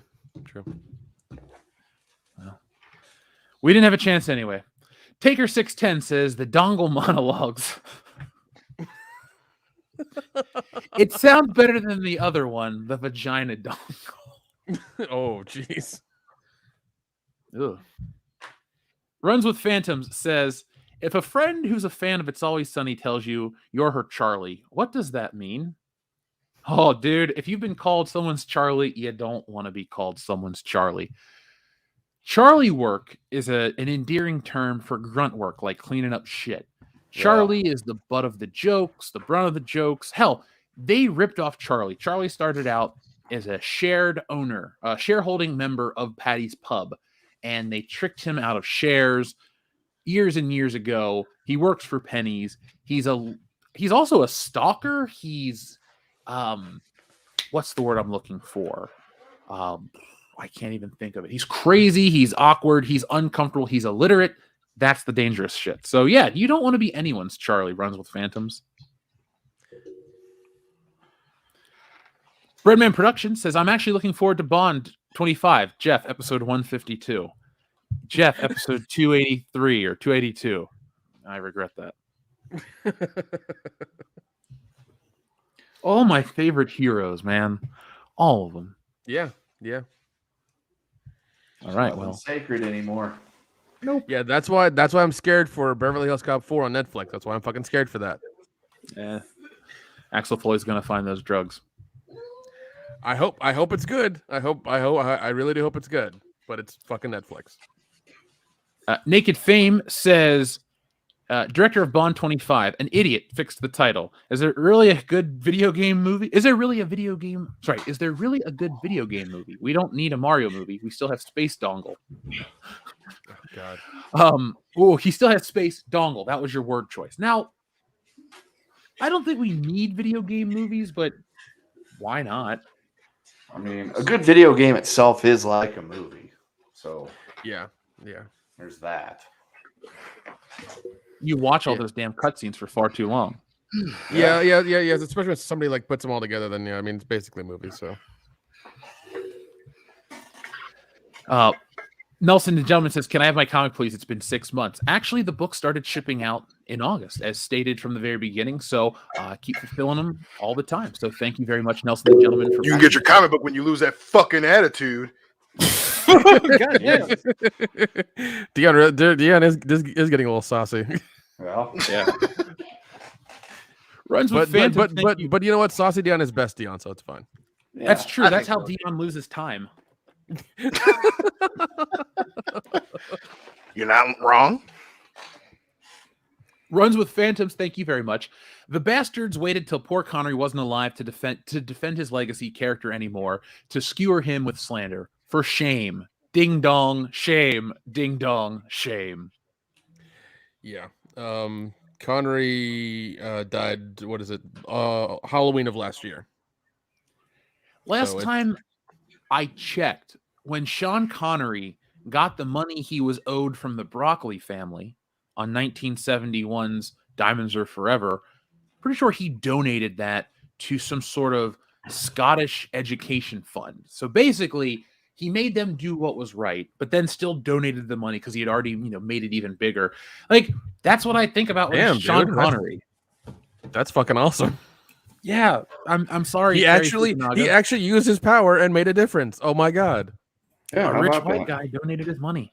Holy shit, he did something cool. Oh wow, go figure. Yeah.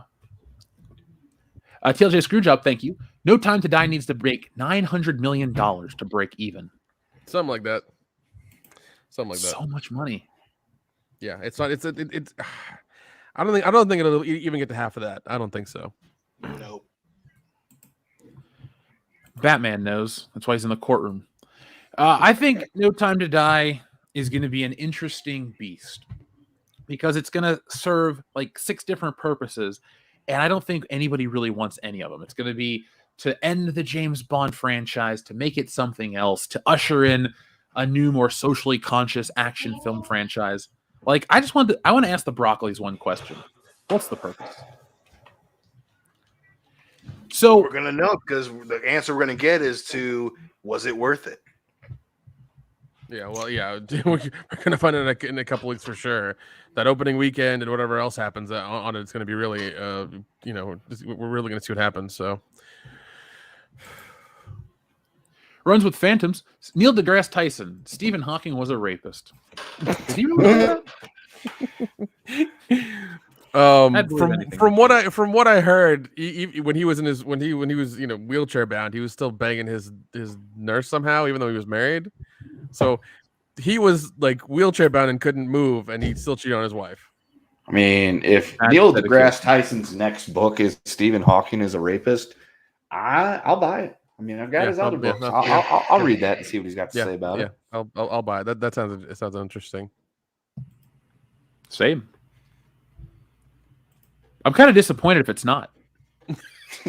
We'll see. We'll see. All right, there Actually, it is. I'm not gonna buy The gauntlet's any thrown down, other and the books. challenge is accepted. I'm not going to buy any of his books until the next one is that one. Runs with Phantoms has an important question. Is it too much to ask that the object of Anna's obsession to play James Bond? No, I think Henry Cavill's the right choice. He would be the he would kill him, man. He'd do a good job because if you watch what is it, The Men from U.N.C.L.E., he did a really good job in that, playing the American agent. So, let's see, where were we at? Also, TLJ Screwjob. Speaking of Princess Leia, I love how everyone forgets that the metal bikini is followed by her using the chain to break free of her captor. Yeah, because TLJ Screwjob, they can't have a character actually go through something to have their moment of triumph be that much more impactful. No. Modern characters can't even get a whiff of danger because these people are so fucking weak. Oh, our characters can't face adversity. They should. How dare they? How dare they? In a normal story that we've had forever, they face adversity and then overcome it because that's how stories fucking work. Mm-hmm. That's why all the movies and everything we love is that way. That's how it is. Thank you, Dr. Coffin Nails. That was a sweet move. Let's see. Taylor Haha69 says GTA 5 is the best updates ever, especially the new Los Santos tuners. Watch what you say, LOL. Is that on GTA Online or is that GTA 5, the game itself? Because I know they do a lot of online stuff. But it's hard to get excited for that map since I've been playing it since 2013. I know all the secrets. I've been eaten by the mountain lion a bunch of times. Like, I just know how things go. So, GTA 5, we clearly love it. That shit inspired the channel update. Think I hate GTA 5, guys, based on the look of everything? Clearly. You're a sick anti-GTI fuck. I am a fuck. Doug Keller says, how to stop female James Bond? Make her parallel park.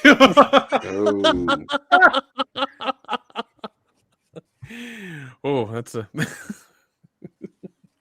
I mean, you know what? That's the type of shit Dr. Evil should have pulled on Austin Powers. Scott was right. You know, why do you want to play these elaborate games? Just shoot him on the crapper. You want to get rid of her? Just you know what to do. Stephen Kraft says, you're all clear, kid. Now let's blow this dongle and go home. Yeah, I just said those words. Thank you, Stephen Kraft. Wolf Payne says, you need technical difficulty panels of Jesse or Mary in GTA format with consent, of course. Right, Buffalo Jeff? That's right. That'd be hilarious. Wolfsbane, folks, if you ever have recommendations for shit like that, let us know. All right, so the stunning and brave Paisley Hidalgo, thank you very much for both your generous super chats. Breaking news, Disney looks to develop rising TikTok and Instagram, according to an article from Adweek. And 2, please look up an article from the Daily Mail called WWE Body Slams Woke Left.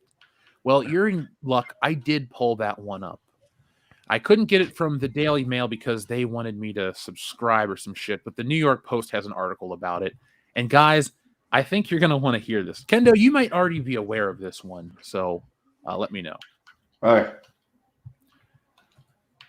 WWE pokes fun at the woke left with new wrestler. WWE took a jab at the woke left this week when it debuted a new up-and-coming pro wrestler who preached unity and declared that he didn't need to use his male privilege to win, but was then pinned in less than 5 minutes. The network introduced Joey Gacy on Tuesday's NXT 2.0, which showcases its latest stars. Win, lose, or draw, Joey Gacy brings his safe space to #NXT. In his gimmick, the progressive wrestler told the Florida crowd that the ring is a safe place where the differences are settled. NXT 2.0 is full of conflict, from the smallest microaggressions to the most heinous grudges. This is a place where we all settle our differences, he said, with the spotlight shining on him in the middle of the ring. I come to you tonight with a mindset of conflict resolution where I don't need to use my male privilege to get what I want, he added. But his woke ideology was met with boos from the audience at the Capitol Wrestling Center in Orlando as they waited for the bout to kick off.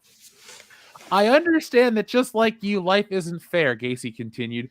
I believe that we can achieve unity and tolerance for us all, and I can be the man that will show you that we can achieve peace in a safe space, and it starts tonight.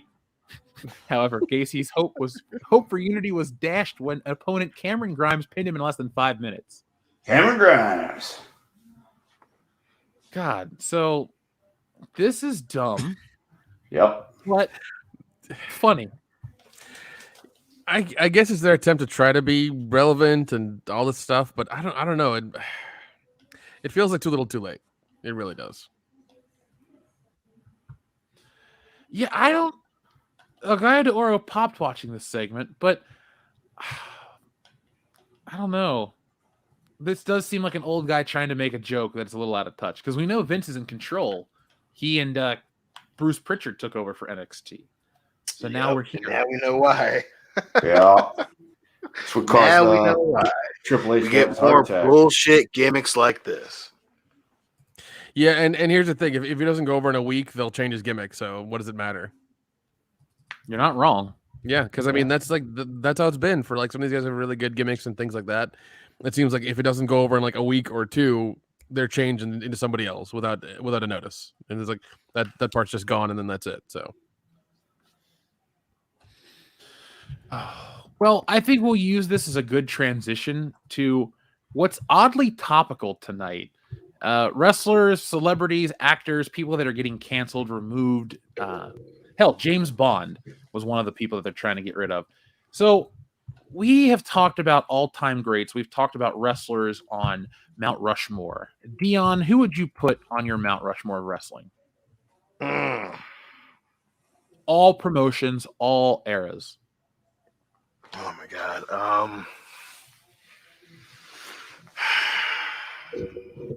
That's fucking tough. I'd have to go with, if we're talking of all time, I gotta go with Flair, Hogan, Stone Cold, and based on longevity, Bruno Sammartino. I think that's for sure. I really, I'm bouncing between Macho Man and Flair, but for right now, I'm gonna have to put Flair and put Macho Man just outside of Rushmore. But yeah, I got Flair, Hogan, Stone Cold, and Bruno for sure. Kendo, quickly, your Mount Rushmore of wrestling. I'll just do it from my life of watching wrestling and all that stuff. So I'm gonna say Shawn Michaels, Bret Hart,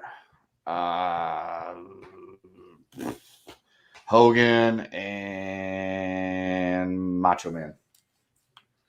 Nick, do you have one, or we'll just move on? Yeah.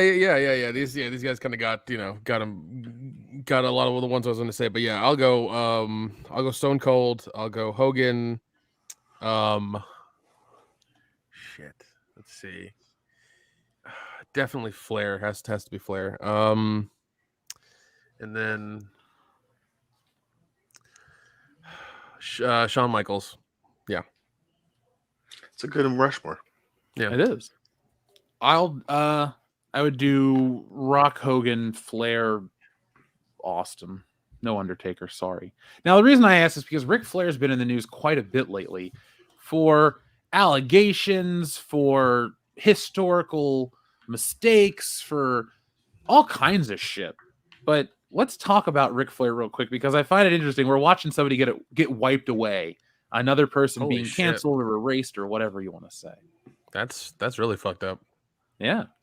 So WWE has removed any sign of Ric Flair from their TV programs. Yes, they have. Flair has been at the center of controversy ever since last week's edition of Dark Side of the Ring covered the 2002 Plane Ride from Hell, which featured a flight attendant accusing the Nature Boy of sexual assault. Flair has been a free agent ever since he was granted his release from WWE back in August, but he still has a consistent presence on the show thanks to his trademark "woo" being in each week's opening. Fans began noticing this week's Raw that the woo has been removed, and the brief clip of Ric Flair that usually flashes on screen has been swapped with the deceased Ultimate Warrior, because that's an upgrade. Yeah. On top of that, Flair's merchandise page on WWE Shop has been taken down, as the first episode of WWE Storytime, the animated series, saw Flair narrate a sexually promiscuous flight with several flight attendants. Flair has since released 2 statements regarding the situation, repeatedly denying the accusations. The first one, which dropped just weeks ago, just as this week's Raw was getting underway. It read, "Every person I've worked with, from my lawyers to my publicist to my wife, has said not to post a response, but I've never from past behaviors before, and now I'm not going to start. I want to clarify a few things." So I'm not going to read you his statement. I'm not going to go into that, but let's take this back. Dark Side of the Ring exposed the, whatchamacallit? The dark side of that plane ride from hell. Now, we've all heard these stories, or that story, for decades. We've heard it from different podcast sources. We've heard it from different shoot interviews. And now everyone takes it so differently, so seriously. Kendo, you watched Dark Side of the Ring, correct? Yep. Did you watch this episode? Yes, I did. As the Dark Side of the Ring expert, what did you think of this episode, and what do you think of a plane ride from hell in general? Well, the plane ride from hell. Obviously, you've heard the story. You hear the story all the time. It's a very famous story, and the funny thing is, I've heard it mentioned from listening to other stuff talking about it. They're like, yeah, when people mention the plane ride from hell, a lot of the wrestlers from back then say, well, which one? Because apparently this was common. So yeah, going to the episode, I had a working knowledge of what it was, watched it, and was like, pretty much I didn't learn anything new other than the Flair part. I mean, the story of Flair strutting up and down the aisle naked, helicoptering his ding dong around. That was known, but the part about the flight attendant and pinning her into the galley and, being a dirty bird, that part I had not known about that part. That part was new. But that was pretty much the only new thing that I learned from the plane ride from hell. That and Tommy Dreamer's kind of an idiot. Kind of? Big time. Yeah, there you go. But I'm seeing all kinds of articles. Just, we need to get rid of Ric Flair. It's time to move on from Ric Flair. It's time to cancel Ric Flair. What do you guys say? No. And again, I haven't seen it yet. I wanted to watch it this weekend. And obviously this is one of those situations. Obviously, being hardcore wrestling fans, we, the three of us, have heard about this so many times. I, like Kendall, didn't know about the flight attendant bit. We did know about Flair getting shit faced and walking around naked as fuck on the plane. And again, to use as much, objectiveness as possible. Like, obviously if one, that's not okay. It's just not fucking okay. Him doing that to her, that's definitely not fucking okay. Now, as far as removing him, the thing is, why are you doing it? Are you doing it to avoid the shitstorm online, or are you doing it because you believe that he should be punished for something? I think we know the answer to that question. Right. And we know what they're going to go with, right? But it's one thing to try and make a stance on, people that you are employing sexually harassing people. And it's another thing to knee jerk and blindly remove something to avoid scrutiny. Now, what about go ahead. What about the part where this woman accepted the out of court settlement and stuff, and this was over? Right. That's the other. Well, that's why I don't think that the cancellation of Ric Flair needs to happen. Exactly. This was litigated 18 years ago. They came to a settlement. It was done. It was dusted. To drag it back up and say, oh, now we have to hammer him for this stuff. It's like, do you though? That's already been taken care of. I don't see why going after him again for it would really, what there is to accomplish there other than just the self-gratification of canceling him on Twitter. That's the only thing I can think of. Because again, they sued him. They filed the complaint. There was a settlement that was reached, and this was all taken care of 18 years ago. That's the part that I don't think that it really needs to be rehashed out into the court of public opinion. Well, I think listen, him, them paying her, them getting sued for sure. That's definitely true. I don't. It's definitely different. Like, if they sued him, and we're all saying that this happened, it's different to talk about it, and it's different to fucking try to erase him from it as punishment. Like, if you're saying, hey, this isn't okay, we're not okay with sexual harassment, you're not going to go into detail because of the lawsuit. Sure. It's the removing him. That's the thing I don't like, is this appearance of, well, this is us addressing it. It's like, no, you should say, hey, we don't condone it. Or you just say, hey, we previously handled this in court. You removing them is this weird, removing Flair from everything is like this weird middle ground. Like, if you just say, hey, we addressed it already, we handled it back then, that's where we're going to leave it, and we're going to leave him as part of the promo period, I'm cool with that. Or if you come out and say, hey, we're not okay with this, but it's just the trying to cancel him thing. Like, are we going to have a conversation about this, or we're not going to have a conversation about this? That's the part I don't like. Yeah, everything's a witch hunt these days. Nobody wants to fix anything. Everybody wants to be the victim, then capitalize, then make money, and do very little work, and continue to be in the spotlight for it. It is bullshit. Well, and listen, being a victim of sexual assault is a serious fucking thing. I don't want to downplay that shit at all, right? But again, yeah, it muddies the fucking water when people were sued and there was a settlement and there are agreements to this settlement. I don't know what the agreement was to talk about this, whether it be on the victim's part or Flair's part or on the WWE's part. Like, I don't. It's so weird, but it's really bad optics when it's being brought back up in a Vice documentary, and then all of a sudden Twitter's trying to be like, well, we need to move on from Ric Flair. We're like, well, that shouldn't be the focus of this conversation. The focus of the conversation should be, it's not okay to be, if that's what happened, that's just not okay. But to remove him, you're not there. There's no justice here by just removing him from WWE and taking him off the promo package. You're not doing anything by doing that. And that's the problem, where it's going to weaponize shit in the future, where it's like, we don't care about changing a culture. We only care about knee-jerk reactions and doing things to escape the ire of the public. And that's the shit that I don't like. Yeah, which is clearly the impetus for why they're behaving in the way they were. It's like, it's just to avoid any type of mud flinging coming from the Twitterverse of, oh, WWE, it's like, yeah, okay. No, we took care of it. Look, guys, we took care of it. We listened. It's like, no, you're only doing it to avoid the PR. Right.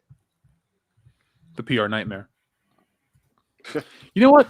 Let's liven this up a little bit. Kendo, pick a number. 8. Shit, yeah, we got to get paid. And on that note, we cue the music. Guess what, motherfucker? There we go. That works. So, let's get back to the audience. So, Stunning and Brave Paisley Hidalgo says, ladies and gentlemen, we have a new internet meme regarding Papa John's Shaq ad. Yeah, the fucking face, dude. I just closed the tab not too long ago. Not the most recent tab, but that fucking face. You're never going to fall for that. It's like falling for the banana in the tailpipe. Yeah, traffic agrees. Up next, we have the wrong tab open. TLJ Screwjob says, Dion, do you believe Avatar 2 won't come out? Definitely.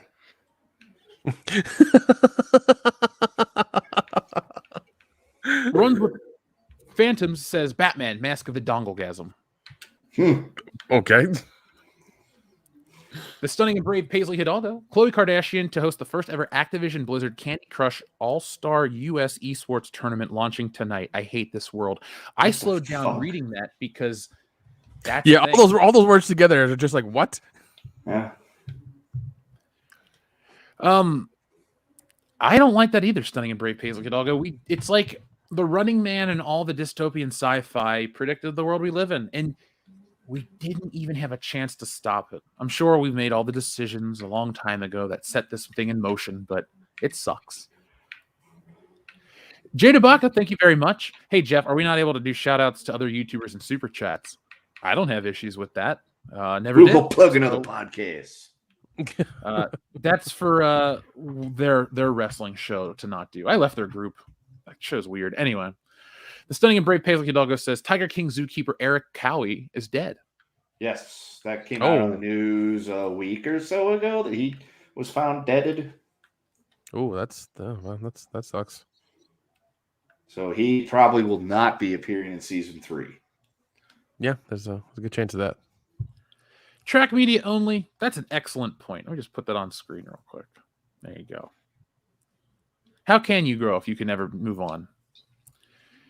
TLJ Screwjob, thank you very much. We'll read yours in a second. Naked Fame says, the thing I hated most about Star Wars sequels was the Star Wars sequels. All of it sucks. It all sucks. Picking one thing or character is stupid. Just sucks.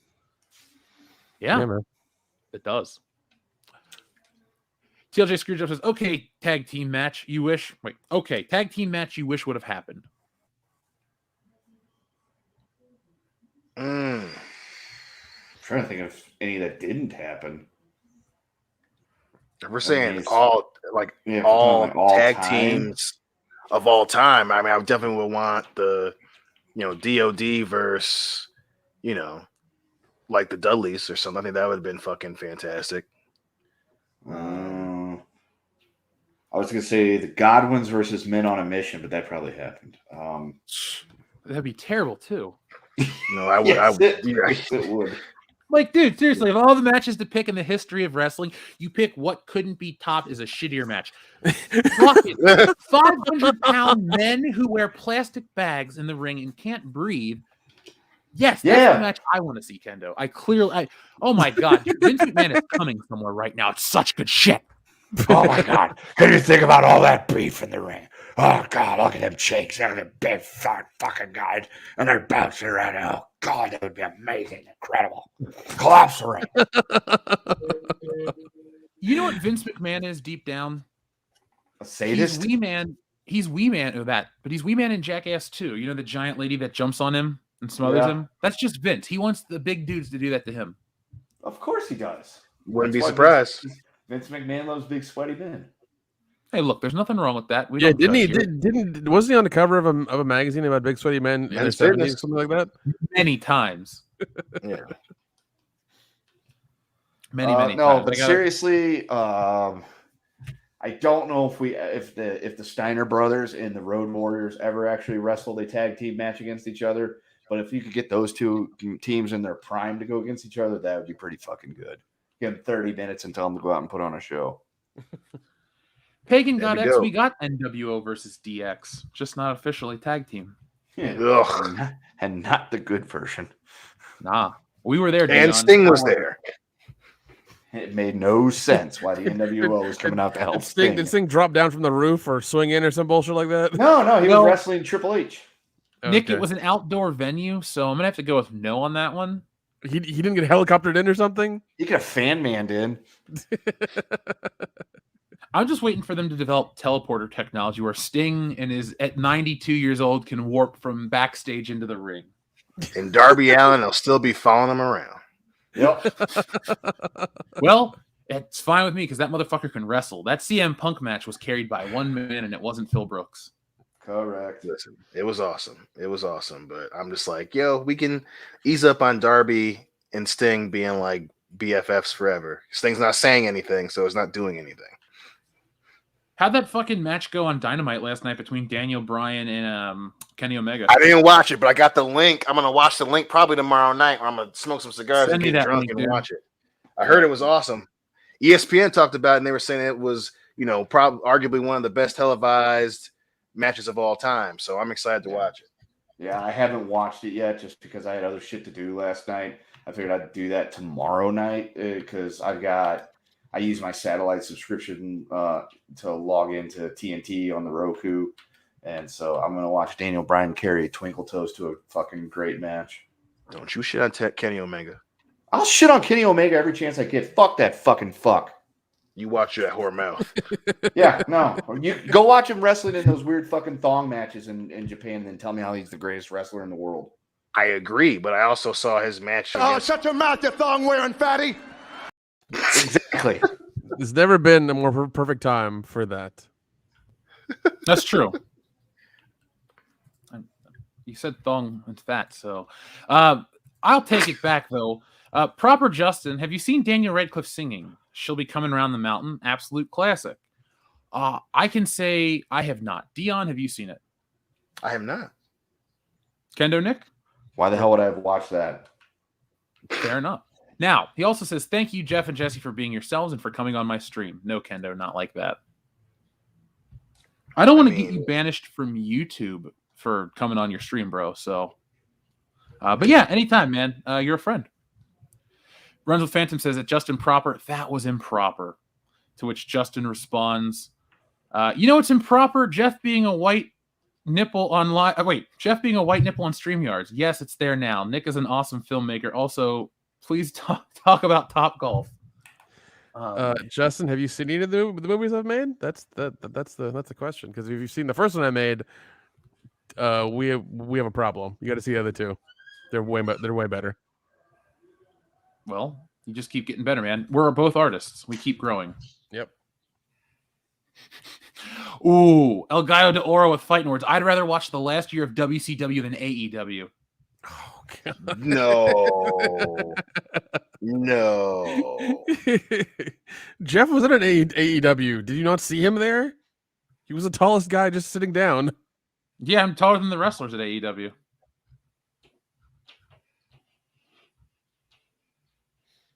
Yeah. So, I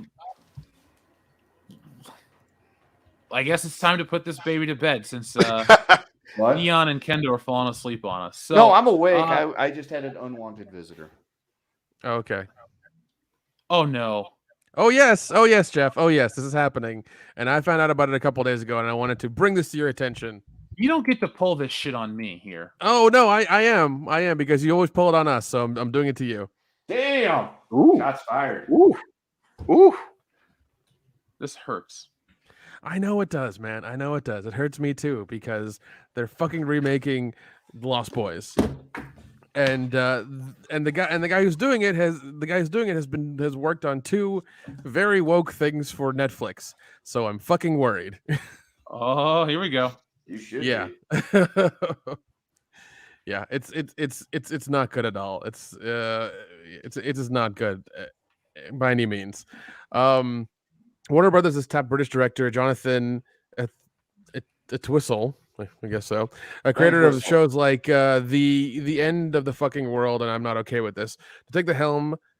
The script is being written by Randy McKinnon, who worked on the show Grand Army and Chambers, and is also writing an adaptation of DC's comics Static Shock.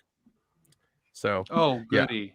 Yeah, I looked at Jonathan's 2 things, The End of the Fucking World and I'm Not Okay with This. They're both Netflix, produced things, and they're pretty damn woke, and it's not good at all. It's really not good. I don't know what you're trying to make with a Lost Boys remake, because Joel Schumacher was gay, and doesn't this movie have like a lot of like subtext and stuff that people have looked into for years, and it's been an important film? Like, there's a weird thing between all the 4 guys and then like Jonathan and Michael. It's a whole like thing.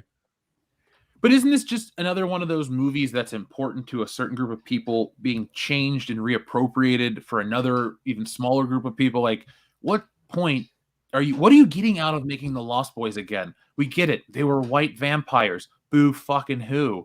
Oh, well. Like, that's all you change is the skin color. And vampire, this is a dumb call. I'm going to play movie theater booker. I'm going to play producer booker. This is a bad fucking call. Vampires are not in anymore. Why? Because Twilight. They sparkled for 10 years, and now you want to bring back the other gay version of vampires. That shit's not going to work. Lost Boys remake, there's nothing to do here. It's a classic. It's a great film. It's got a lot of wonderful actors who are no longer with us. You can't add anything to the legacy of the Lost Boys. They fucking ruined it with the sequels, and all you're going to do is just beat a dead horse. And here are the actors in the new movie. Beating a dead horse. Who's that girl in the middle? I don't know, but that might not be a girl. Oh. Okay.